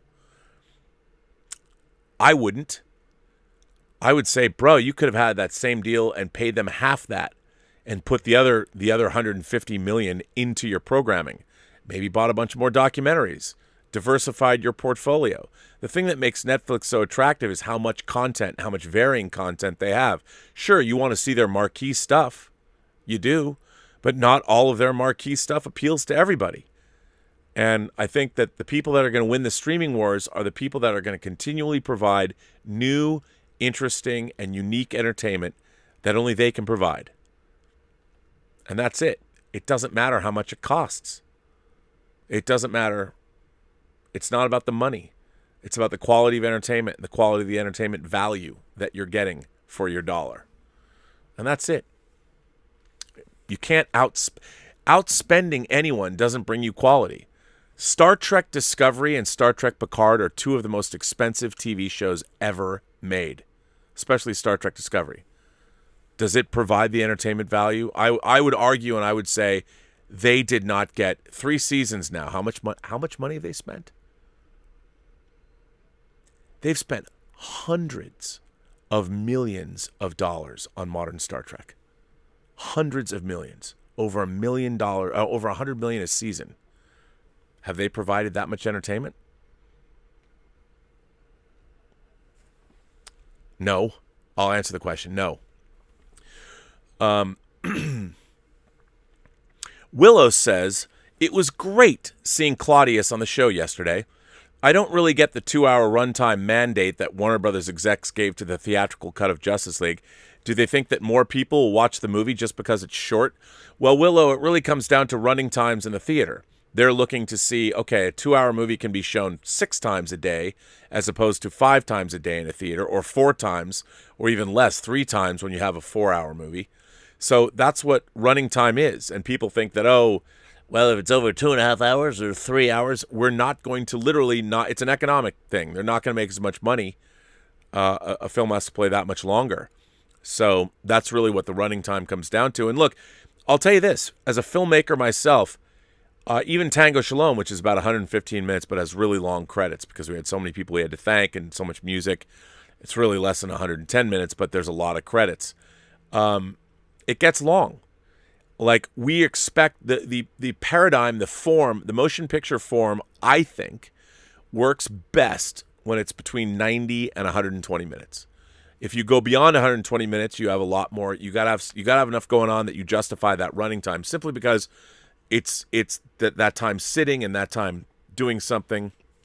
It's important to be mindful of time. And I think Warner Brothers mandated that time because they felt that Batman v Superman's long running time hampered its theatrical value. Cardinal Sin says, greetings, Rob, the mods, and the chat. Good to see you. Yes. Well, good to see you too, Gil. Louis Terrazas says, yo, Rob, did you see the new mini puffed Ghostbuster? I did not. I heard there were mini puffed Ghostbusters. I saw that they released a clip today. The Stay Puft Marshmallow Man has been mini puffed. I don't know what that means, but I haven't seen it yet. Black Truck King of Blacks says, that was a great show, man. Talking real and shit. I like how the conversation went. I have to say, all this talk about soft, woke people has me on edge, and I'm someone of a liberal perspective. Now Star Trek needs to fem things up. Just brace for a Fem 007. Here's the thing. I don't have a problem. I will watch great stories about great female characters. I don't care about bringing feminine energy into something. I love women. I've loved women my whole life. I've also worked for a lot of great female executives that were strong and powerful and intelligent, and I had no problem working for them at all.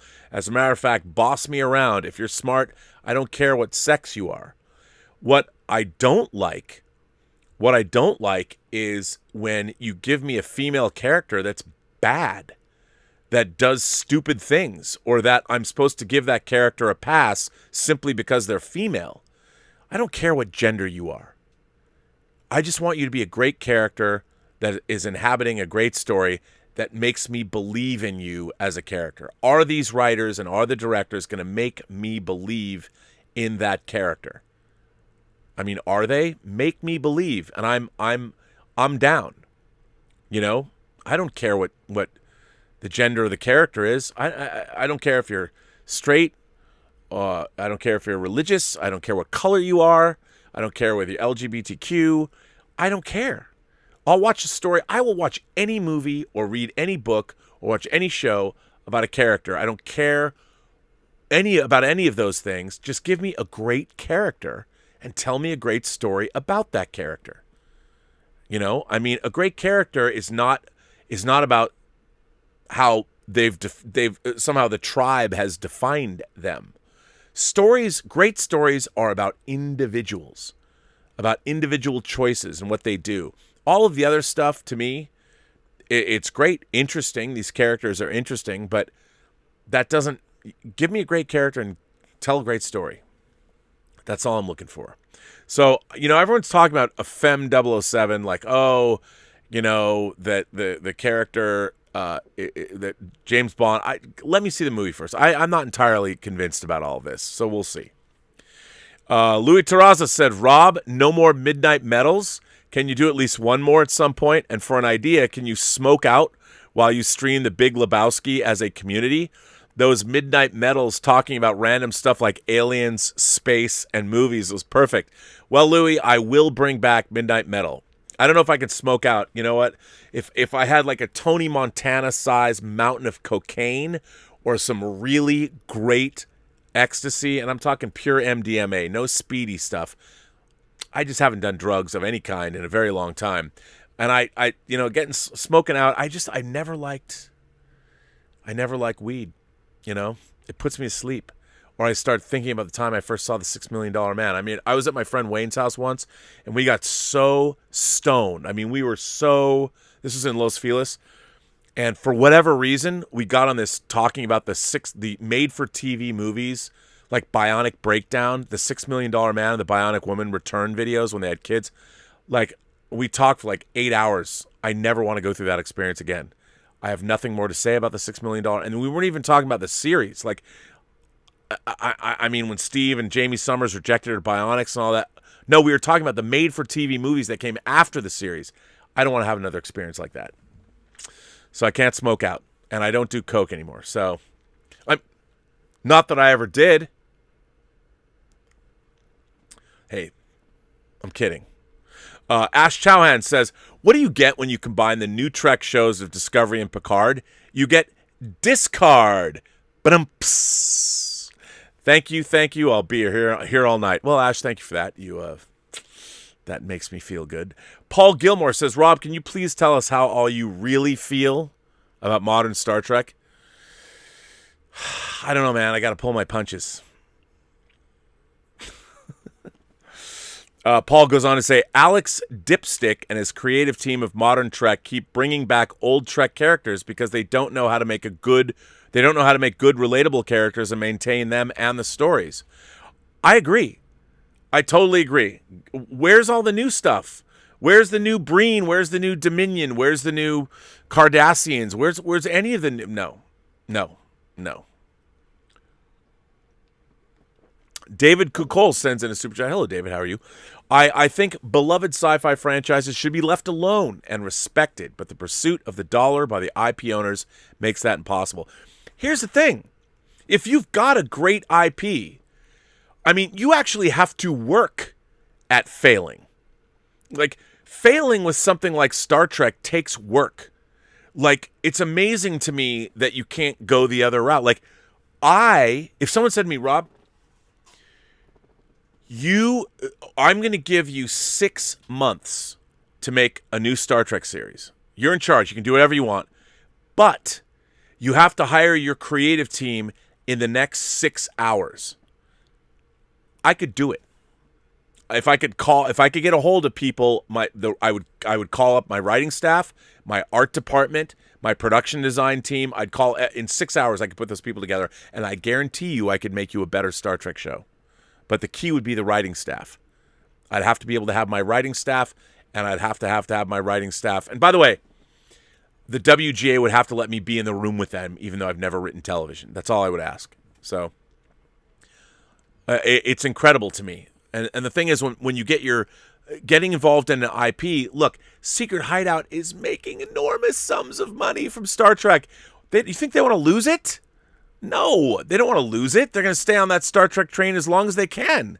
Let's make more shows. I mean, my God, they are getting paid. Secret Hideout and probably Bad Robot, they are making bank. Unbelievable. Finnegan says, I see what you did there. Paramount wants Star Trek to be a thing, Jimmy boy. Truth is, it never was. TOS was canceled and almost didn't have a third season. The suits don't get it. Star Trek was never meant for the masses. I say, Jimmy boy, love Finnegan. Paramount never wanted Paramount wants Star Trek to be a thing, Jimmy boy. Truth is, it never was. TOS was canceled and almost didn't have a third season. The suits don't get it. Star Trek was never meant for the masses. I say, Jimmy boy. Love Finnegan. That was a bad Finnegan impression, but you know what I mean. Calvin Bose is here and says, Braxton says he doesn't, Braxton says classic Trek works for him just fine. He doesn't need a Star Trek kid show. He just wants a good show. Yes, well, Braxton's a very smart kid. He should be running Star Trek. Dakota says, what made a lot of the sci-fi work so good in the original Star Trek was that some of its writers also wrote for The Outer Limits. A lot of the directors and actors also worked on The Outer Limits, and they flowed over into Star Trek. Yeah, that was part of it. I mean, but you also had people, I'll tell you what the difference is. The difference is a lot of the writer-directors back in the day had a literary background. That's what's missing. And when I mean literary, I mean books. I mean classic literature. I think the problem is so many of the writers today have only grown up watching television and movies, and they're working in a genre that has an inherent literary component to it, which is science fiction. You have to have heady ideas. You have to have ideas that come out of, reading about science and reading about technology and understanding certain things, not cursory Google searches. And you really need to have a working understanding of literature and how stories work. Go all the way back to the different forms. Read your Strunk and White, Aristotelian, the Platonic, whatever. I mean, learn all that stuff. And I feel that we don't know. They don't know that. Simon says, again, science fiction is not all about special effects. It's sad when the only contribution of reflection of humanity from disco is only about gender politics and Mary Sue for feminist heroine Burnham. I thought the Star Trek future overcame those issues. They did. That's why look, everyone's writing for I understand they're tribal, political. The problem with so much of the writing that we have today now is the writers are all about me, me, me. Let me show you how smart or woke or self-actualized or knowledgeable I am. Let me tell you what I know that you need to know. Or let me show you, rather than write something that's universal and tell us something that we should all know. I feel like a lot of the writing, ultimately, the idea of a Mary Sue is the author themselves inserting themselves via a character into the story. And then you make that person amazing. That person's amazing. But remember, it's not just a character that's amazing. It's authors that have inserted themselves into a story via a character proxy. That's what a true Mary Sue is. And I feel that, and those Mary Sues then they feel that I know better than you, so let me tell you. And that's what I feel modern Star Trek is. But then again, why do so many people die in modern Star Trek? They gleefully kill monstrous amounts of people in Star Trek. And they don't just, you know what? In classic Trek, people would just disintegrate. They actually blow up in modern Star Trek. That was a choice someone made. Like, the weapons we now have blow people up. Before, phasers, energy weapons, you disappear into non-existence. You're destroyed at the molecular level. You don't explode. But they gleefully kill people that way in Star Trek. My question is why? The Star Trek universe, we're 1,000 years in the future. You would think, if I was a Federation officer, we saw in an episode in the second season called By Any Other Name, right? By Any Other Name, the Kelvins from the Andromeda Galaxy, they would hit their little buttons and people would turn into, tetrahedrons or something? And they were still there, but they were reduced to and then they could be reassembled when they wanted to be. You would think that Starfleet the Federation would have weapons based on perhaps Kelvin technology, because you're 1,000 years in the future, where they wouldn't kill anybody. Like, if you were fighting someone, you would actually, your weapon would actually put them, they've got personal transporters. If you shot somebody, why wouldn't they be put into some kind of a stasis? So they're not dead. They're just in a state of non-existence, but they're kept on your belt or whatever, until you got to some place where you could reincorporate them and make them stand trial or whatever.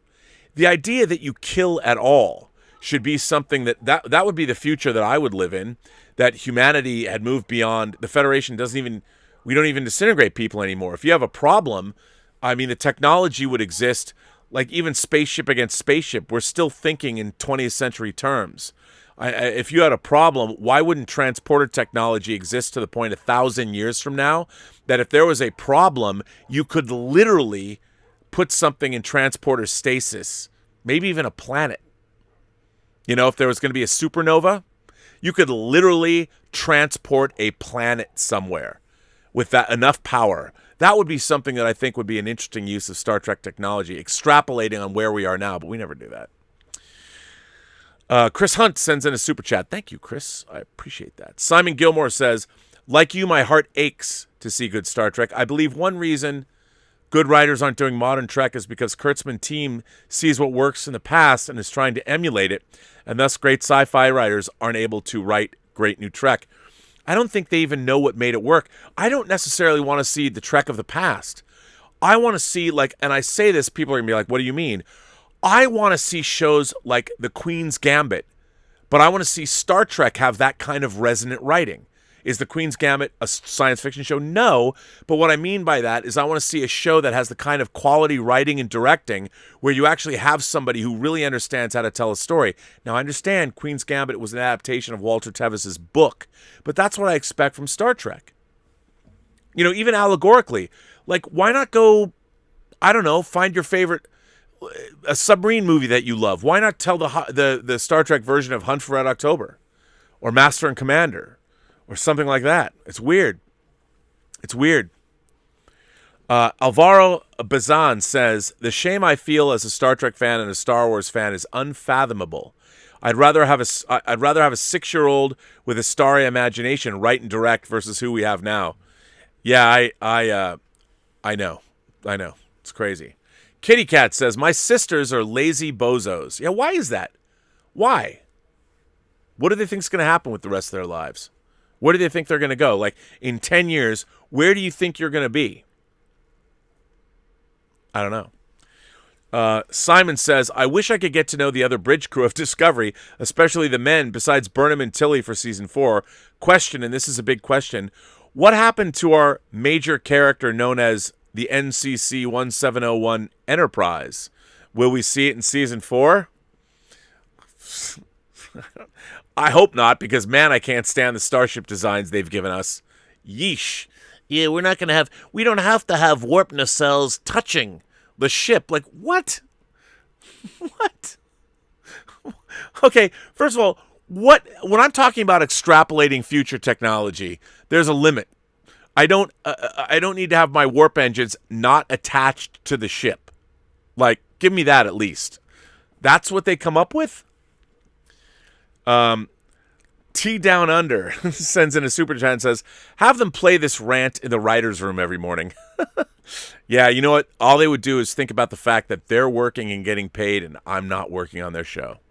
But I'm working on other shows. Zon Prime. Ooh, nice reference, Zon Prime. Why does modern Star Trek have to be a mega-budgeted, loud mess? It doesn't. Why not concentrate on solid writing and building solid characters with good relationships, good morals, who explore the wonders of the universe? Hell, I like Space 1999 more than New Trek. Sad. Me too. As a matter of fact, I think it should be a mandate. Here would be my challenge to these Star Trek writers. Aside from your opening credits sequence, write a Star Trek episode that requires no post-production effects. 0. That means no starfields outside the windows, nothing. Unless you have a previously existing stock shot, see if you can write an episode with no visual effects. Can you do it? Bet you can't. Probably wouldn't, but it'd be an interesting challenge. S-Beam sends in a tip and says, hey, Rob, I just want to say I respect your opinions on Star Trek and where it's gone wrong. I haven't watched anything past the 2 JJ movies. The Expanse has been my favorite sci-fi to date. Side note, I'm working on a 6th scale version of the Rossi crew. Oh, where's our figures, man? Come on. I'd love to get that. Man, ever since I saw when I was on the Valkyries channel this weekend, I've been obsessed with that Rossi. I can't believe I didn't buy that. That thing is awesome. But thank you, S-Beam. Mateo Garcia says the writer's room on Mateo Garcia says the writer's room on the DS9 documentary is exactly what's needed. What Mateo is talking about is they reassembled the DS9 writer's room and they did a piece about what would Deep Space Nine Season 8 look like. And they go through it. They give us a taste of if they were going to do it. What would it be like?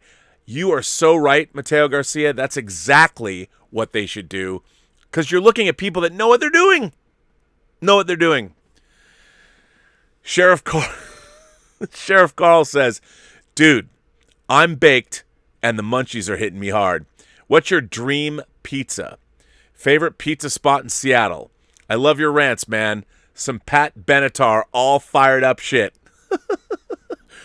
Dude, I haven't lived in Seattle for 30 years, so I would not know where I could get good pizza. As a matter of fact, I was going to school. I was going to Evergreen when I was 18, so I wouldn't know. I don't know. I would have to do research. I have no idea where to get good pizza in Seattle. None. So, yeah. So I'm sorry I can't help you, but I wish you well on those munchies. My favorite pizza, though, I really like a meat lover's pizza with all different kinds of meats on it. Stomach Shave says, Cisco was supposed to die in the last episode, but Avery Brooks didn't want to further the stereotype of absent black fathers. It backfired and made the absent father stereotype worse because he was absent by choice and not by circumstance. I think that you're correct, Stubble. I agree with that, and it's bad. It's a bummer. Regrettus sends in a tip and said, Regrettus. I get it. Rob, do you think Denise Crosby and Michelle Forbes regret having left the Star Trek property? Perhaps their agents told them to leave for what they thought were greener pastures. P.S. Terry Farrell is beautiful. Terry Farrell is very beautiful, and God bless Adam Nimoy, because they got married. I think they do. But you know what? Denise Crosby left because she wasn't given much to do. Like, she didn't even have her own episode. Like, they didn't. She had she did have one episode where you saw, like, her planet and the fallen colony that she was from. But she just wasn't given much to do. And I understand that. She wanted more to do. And I think Michelle Forbes, I think she doesn't really regret it that much, to be honest. I've actually talked to her about it. And because she's had a pretty good career, pretty varied career. So I think she's probably okay. Yeah.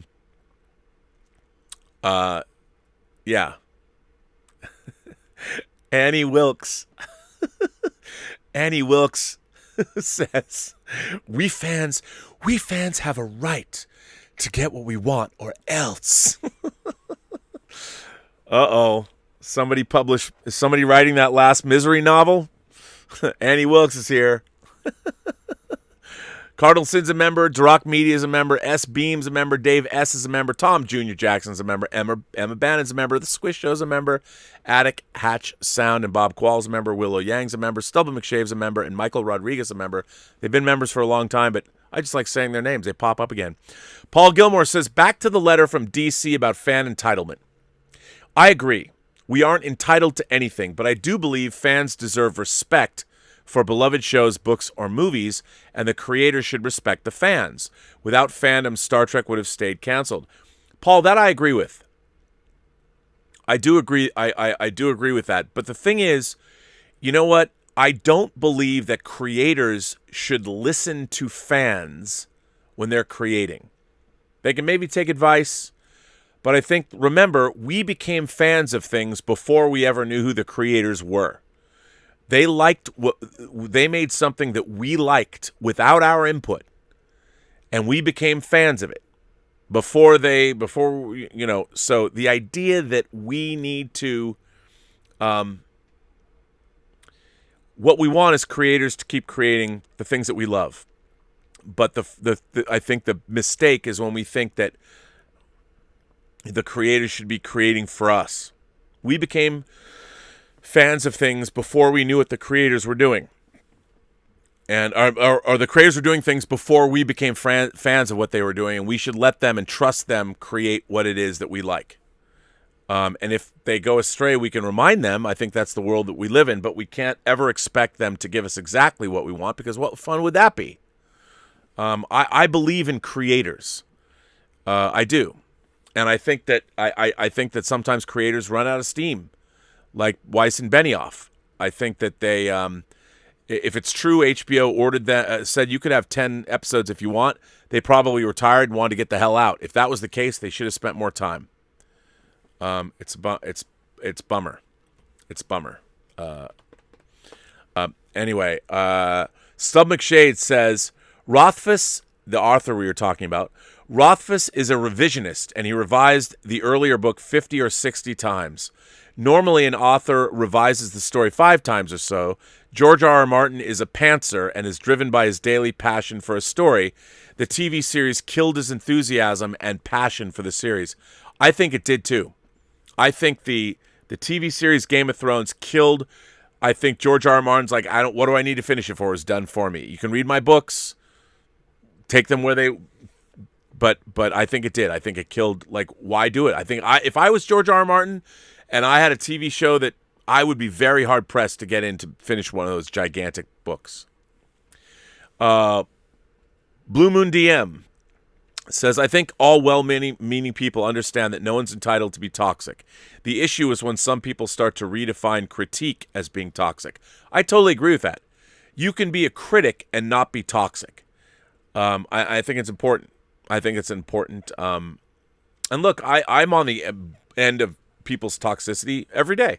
You put yourself out on a YouTube show, people are like, why do I have to listen to this douchebag? What a blowhard he is. I mean, I'm sure people think that. I'm sure a lot of people think that, and they're not wrong. I mean, what kind of hubris is it to sit on YouTube and talk? Like, what do I know?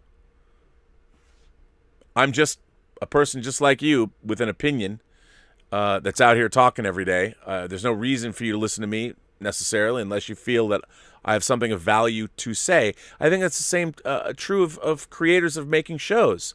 Like, what's interesting is if you look at the different eras, like I wish that Star Trek could be like Doctor Who. You could have the Russell Davies era, you could have the Stephen Moffat era, and that the BBC would retain ownership, but then they would hire people. And first of all, Alex Kurtzman, there's not even any there's not, the showrunners keep changing on Star Trek. That's the real problem. Who's in charge? Who's calling those shots? Michelle Paradise? How'd she get that job? I mean, Jesus. It's a gravitic anomaly that's 5 light years across. Like, come on, man. What is that based on? Imran Jabbar says, "Hi, Rob. Hope you're well. What are your thoughts on David Cronenberg? He's one of my favorite voices in horror cinema. I like how most, if not all, of his movies have an unhappy ending. Videodrome might be my favorite. What is yours, and have you seen Shivers?" Imran Jabbar, David Cronenberg is one of my favorite directors. I first saw Shivers, or as we know it in America, They Came From Within. The first time I saw a Cronenberg movie was on a second bill with Motel Hell. I saw They Came From Within, a.k.a. Shivers, and I became a Cronenberg acolyte. And when Scanners opened, me and my friends, we were way too young to see an R-rated movie, but I begged somebody in line to take us in. We got to see Shivers, Rabid, The Brood, and then his fourth film, actually his fifth film after Fast Company, Scanners, all at once. And it was dope. I'm a huge fan of David Cronenberg. Huge. He's one of my favorite directors, and in terms of horror cinema, he might be consistently, his body horror stuff is some of my favorite of all time because of where he's taking it. I love Cronenberg. I think Cronenberg's best movie is probably Dead Ringers. I think The Fly is also probably his most populist film, a masterpiece. And yeah, I'm a huge fan. I'm a huge Cronenberg fan. As a matter of fact, that's why I have 4 different releases of Crash.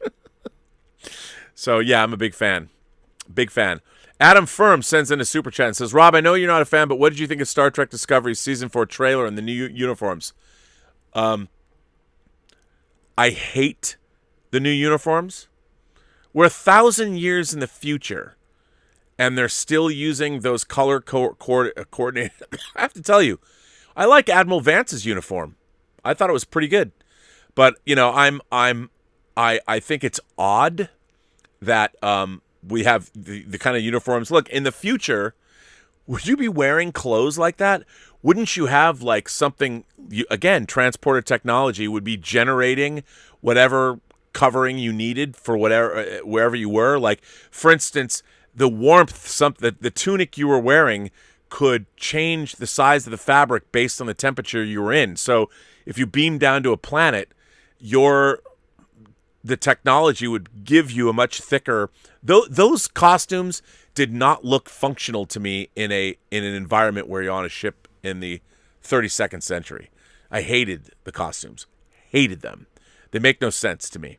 And I thought the trailer, it looked like more galaxy. There's a threat that's going to destroy the galaxy. I mean, come on. Give me a break. Tell me a Star Trek story. I have to wait 10 episodes while you give me some stupid, whatever this gravity thing is that's based on some cockamamie story somebody read on BuzzFeed. I mean, give me a break. Bring in the science. Tell me stories about people, not stopping, oh my God, a gravitic anomaly that's 5 light years across. I mean, come on, dudes. Jesus Christ, give me a break. I mean, if you're going to tell a season-long story, here's an idea. Pick your favorite episode of Star Trek, like A Taste of Armageddon from the original series, and make that your entire season story, where, oh my God, you come across Aminiar and Vendikar, and they're fighting a war with computers, and people walk into disintegration booths. Well, how do you prevent that? Spend 10 episodes delving into both Aminiar and Vendikar's government. Tell us a story. What happens? Don't give me some galaxy-destroying galactic gravitic anomaly. Who cares? You don't even know you're not going to have a good reason for it anyway, and you're certainly not going to make it satisfying, and you're just going to end with some space battle with some other big bad because you're not capable of telling any interesting science fiction stories. Again, read The Left Hand of Darkness. You know, Michelle Paradise, go read Ursula K. Le Guin. Go read Octavia Butler. Go read female science fiction writers if that's all you're going to read, because there's a lot of good ones. Read James Tiptree Jr. By the way, not really James Tiptree Jr. That was just a pen name for a female science fiction writer. Hell, go read Anne McCaffrey. Go read Vonda McIntyre. Just go read female science fiction writers from the last 40 years. Go make a season of Star Trek about that. Read something good. Tell me a good fucking story. Read some decent science fiction. And you want to get woke?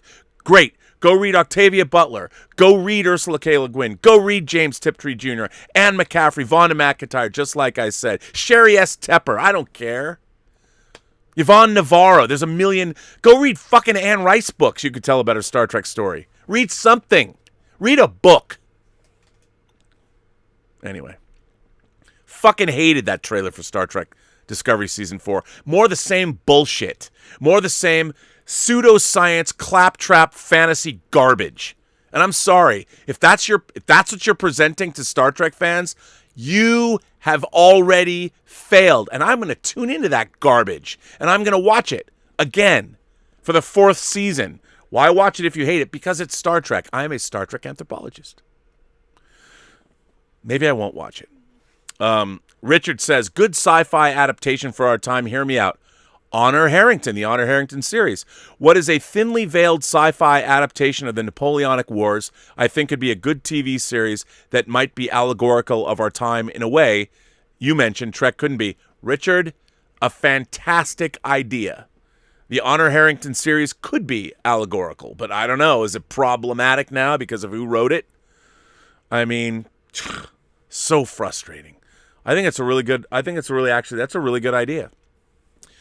Simon sends in a super chat and says, wait, you're going to do a 666 episode on Sunday? Yep. Rob, don't do it. You don't have to prove that you have balls. Unfathomable things may happen that you don't want to happen. I hope so. You know, who knows? If someone comes at me with a contract and makes me sign, maybe I'll be, maybe my Roman Castevet will show up and I'll be like John Cassavetes.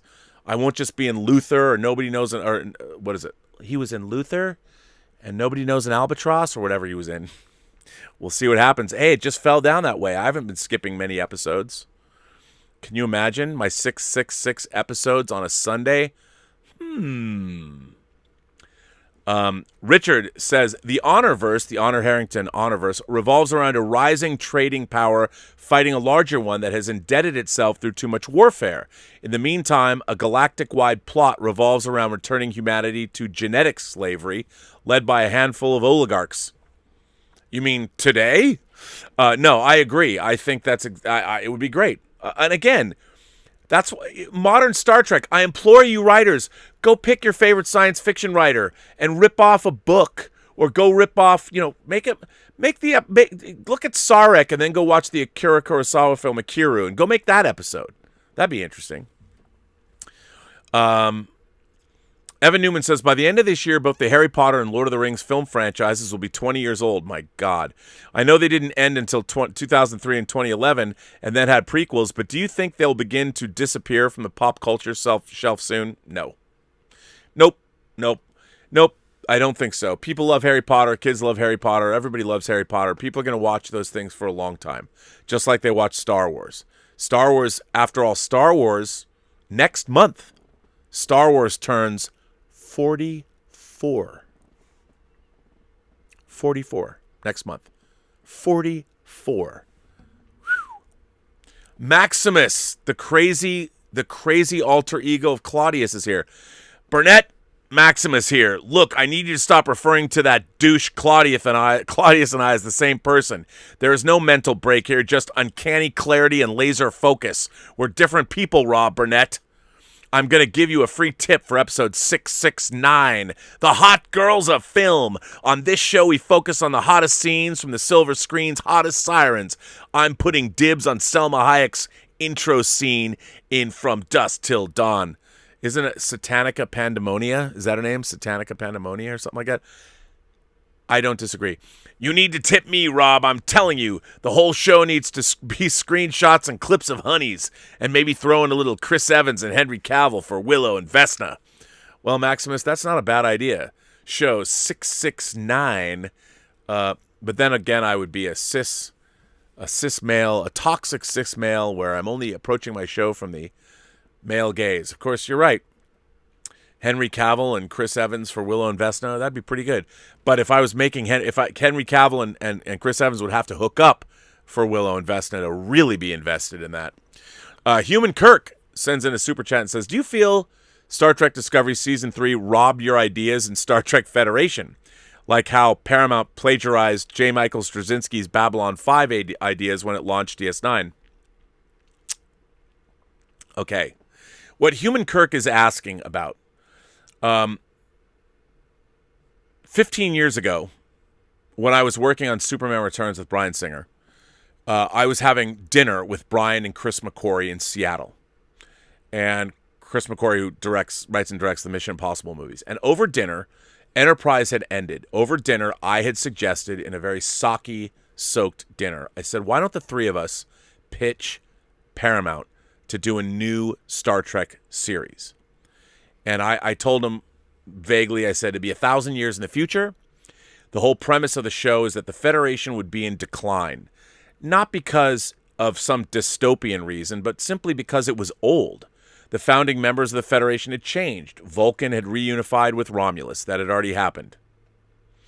The Cardassians had changed. The Bajorans had changed. The Ferengi had changed. The Klingons had become more like warrior mystics.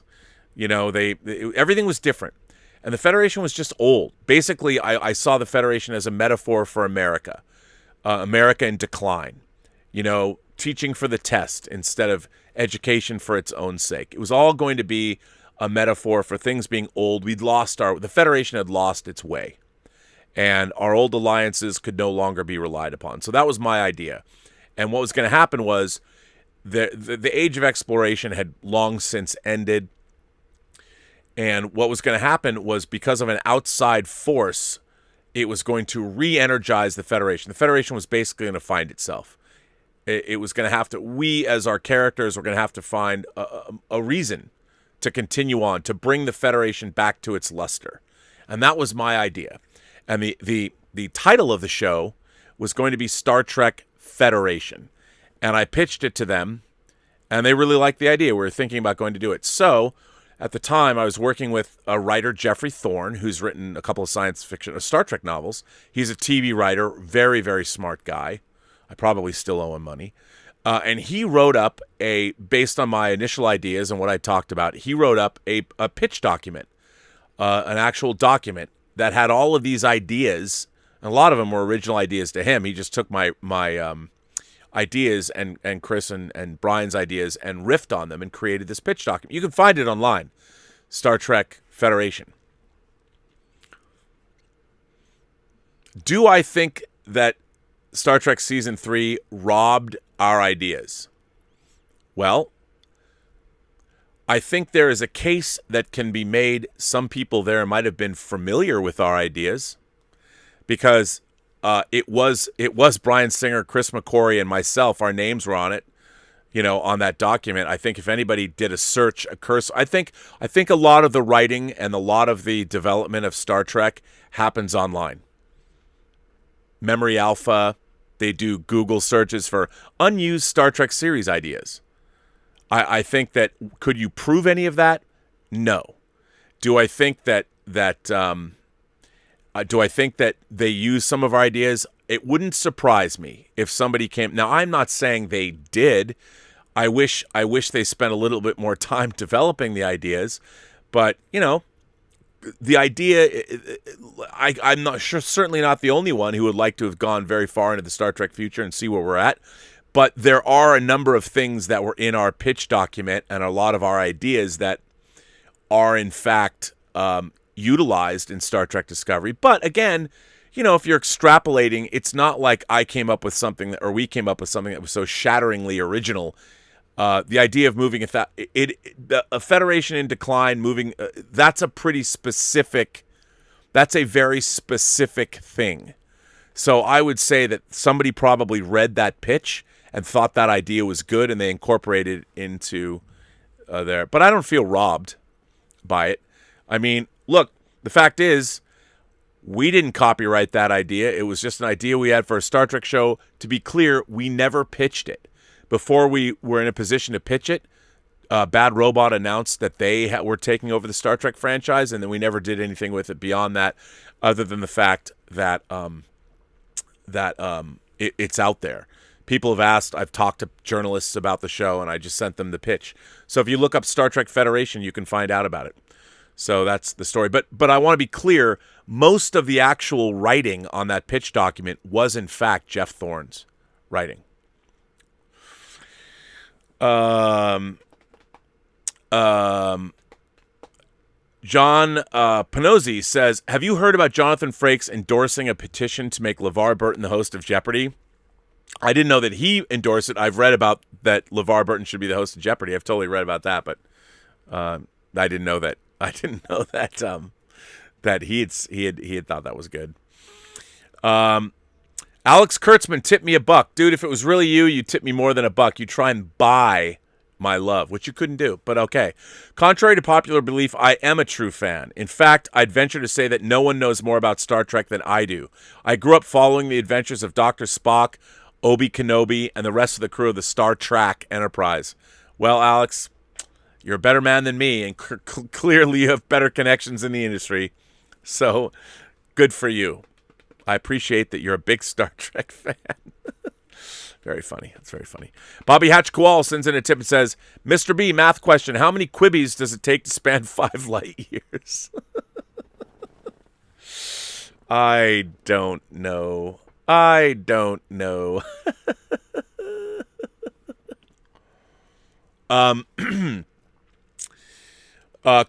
Stenfenagel is here. Chris says, Rob, who are the current day Ellison, Sturgeon, Bixby authors you would like to write the new Star Trek shows? Who's in your Star Trek writing room? Well, I'm going to give this to you, a Star Trek writing room. Now, you're talking to me about of authors, novels, people I would get in the Star Trek room. They might not be screenwriters, but people I would definitely get into my writer's room. Stephen Baxter, Greg Bear, Dan Simmons, as I'm looking at my Charles Stross, Peter Watts. These are just science fiction writers off Peter F. Hamilton. Those are just some authors I would get into the room, but those would be my idea men. The actual television, I would pick my television writers, friends, but I'm not going to say who those would be, who my TV writers would be. But there's about 30 authors that I would put together. I would put together a consortium, a team of writers, a team of science fiction writers to pitch story ideas, and I would keep. If I liked some of their ideas, if I liked their premises, I would give them the story credit. We'd buy their story, and then I'd get my TV writers to do the work, and then I would include the science fiction writers in on the writing process. That's what I would do. Based on your question, if I was being hired to start a new TV show, I don't know if I would necessarily do it that way. But, just off the top of my head. Sheriff Carl said, did you ever go to the legendary Pizza and Pipes on 85th in Greenwood? I didn't know it at 4 years old, but that shit inspired me to eventually drop acid one day. Organ music, mirrored ball, cartoons, and puppets. I got my pizza, and now life is groovy. I never went there. I never went to Pizza and Pipes. I lived on Mercer Island, so we would go to Bellevue and go to Shakey's or Godfather's Pizza or some shit like that, which is a bummer. Michael Preston sent in a super chat and says, I don't know why they say restore the Snyderverse. They can easily make continuation movies off the Snyder universe without Scott Snyder. Without Scott Snyder, you mean Zack Snyder. Scott Snyder's good, though. Thanks, Rob. Michael, I agree. They're already doing that. You've already got Aquaman. You've already got Wonder Woman. Those are spinoffs of the Snyderverse. I think what they want is they want him to continue his storyline about Darkseid and Desaad and Granny Goodness. I can understand that. I would just love to see Ben. I think something that could actually happen, the Ben Affleck Deathstroke the Terminator movie. That's what I'd like to see. 27 Mountain Dew Zeros later, Throg sends in a tip and says, hello, Rob. I'm a fan of Ian Banks. Or Banks. Oh, Banks. I thought Ian Banks, the science fiction writer. The culture books, which are also good. Ian Banks could join our... Well, he can't. He died, right? Tomorrow I shall walk into a bank and take out some money. After all, I am owed 666, or was it 999? The beast is risen. Well, there you go. There you go. Tony Reyes says, and only take out the money you can afford. Tony Reyes says, Rob, I don't understand. Why do some people want characters like Superman to be relatable? He's an alien that can hold a black hole and punch death in the face. In my opinion, Superman not being relatable makes him awesome. Why force it? Oh, I don't necessarily think he has to be relatable necessarily, but he has to be believable, which is, I think, different. I don't need to relate to Superman, but I need to believe in him. Believe in him. So, but I understand. I don't think he has to be relatable. I just want to believe in him. S. Beam sends in a super chat and says, I work on the Rossi crew. When I hit a wall or get frustrated with Project RMB, sometimes I get hit with the way a paint app looks or the sculpt is off and I have to put it down and come back later. Hey, I understand that. No rush. Alexander Wilson, you just reminded me, Alexander. I'm going to come back because you said something yesterday before I went off the air. Let me see if I can find it. You sent in a super chat when I was going off the air yesterday. And let me see if I can find it, if I can get back to where you were. One day, I will find it, I think. There it is. You said this yesterday. This from yesterday, Alexander. You sent this to me after I was signing off. Let me get back to it. Alexander says, my lady and I watched Godzilla vs. Kong, and man, we made fun of the movie. I was like, how is Kong going to fight Godzilla when he has atomic breath? How are they falling into the center of the earth? And Mechagodzilla reminded us of the Power Rangers. Well, Alexander, you and your lady are certainly park your shuttlecrafts in my shuttle bay because I am right there with you. Right there with you. I felt the same way. There's a lot of movies, a lot of the movie I'm going like, wait, what? What? And Alexander goes on to say, I saw a convention with Jonathan Frakes and Marina Sirtis in which they were drunk. Frakes told Denise Crosby that leaving TNG was great, but it wasn't. Then Sirtis said she made Adam Nimoy cry because she told him he was a terrible director. It was tense. Really? Ouch. Well, to be fair, Adam Nimoy really hadn't directed before. He wanted to direct, and Leonard Nimoy got his son, and I appreciate that, a job on the show. He did. I think he did 2, maybe. Yeah, your father stepped in, and if you're not a great director, especially later on in the seasons when a show is a finely oiled machine. Bobby Hatch Kowal says George R.R. Martin should be doubly motivated to finish the Game of Thrones books. He should want to retcon the TV ending to regain ownership and repair his Game of Thrones legacy ASAP. You know what? I would think that, but it's probably hard to be him and actually end up doing that. Paul J. Lewis sends in a super chat and says, if the fans aren't entitled to better Trek, surely as invested fans, we're entitled to be listened to by the network, and yet we're being ignored. Look, the only way a network is going to listen to us is if we're not buying their product. And according to CBS stock prices, they're not doing well right now. The fact is, Star Trek, they keep trying to make Star Trek happen. It's not happening. They keep trying to appeal. Let's appeal to kids. Maybe Star Trek Prodigy is going to be their big gateway. Maybe it will be. But I don't know. The idea that they're trying to go after this kid market for Star Trek is bizarre to me. I don't understand. I don't get it. The fact is, we're speaking with our pocketbooks, and it's not looking good for CBS. Ash Chauhan says, maybe there's a scene in Star Trek Discovery Season 4 where they have to parachute down into a planet and the suits become parachutes, thus explaining their loose nature. Think of Violet Beauregard in Willy Wonka and the Chocolate Factory. Yeah, I'm like looking at those. I looked at that one shot where you have Burnham and the comms and Common Ops, and I'm like, Con and Ops, and I'm like, are we? I won't say it, but I'm just like,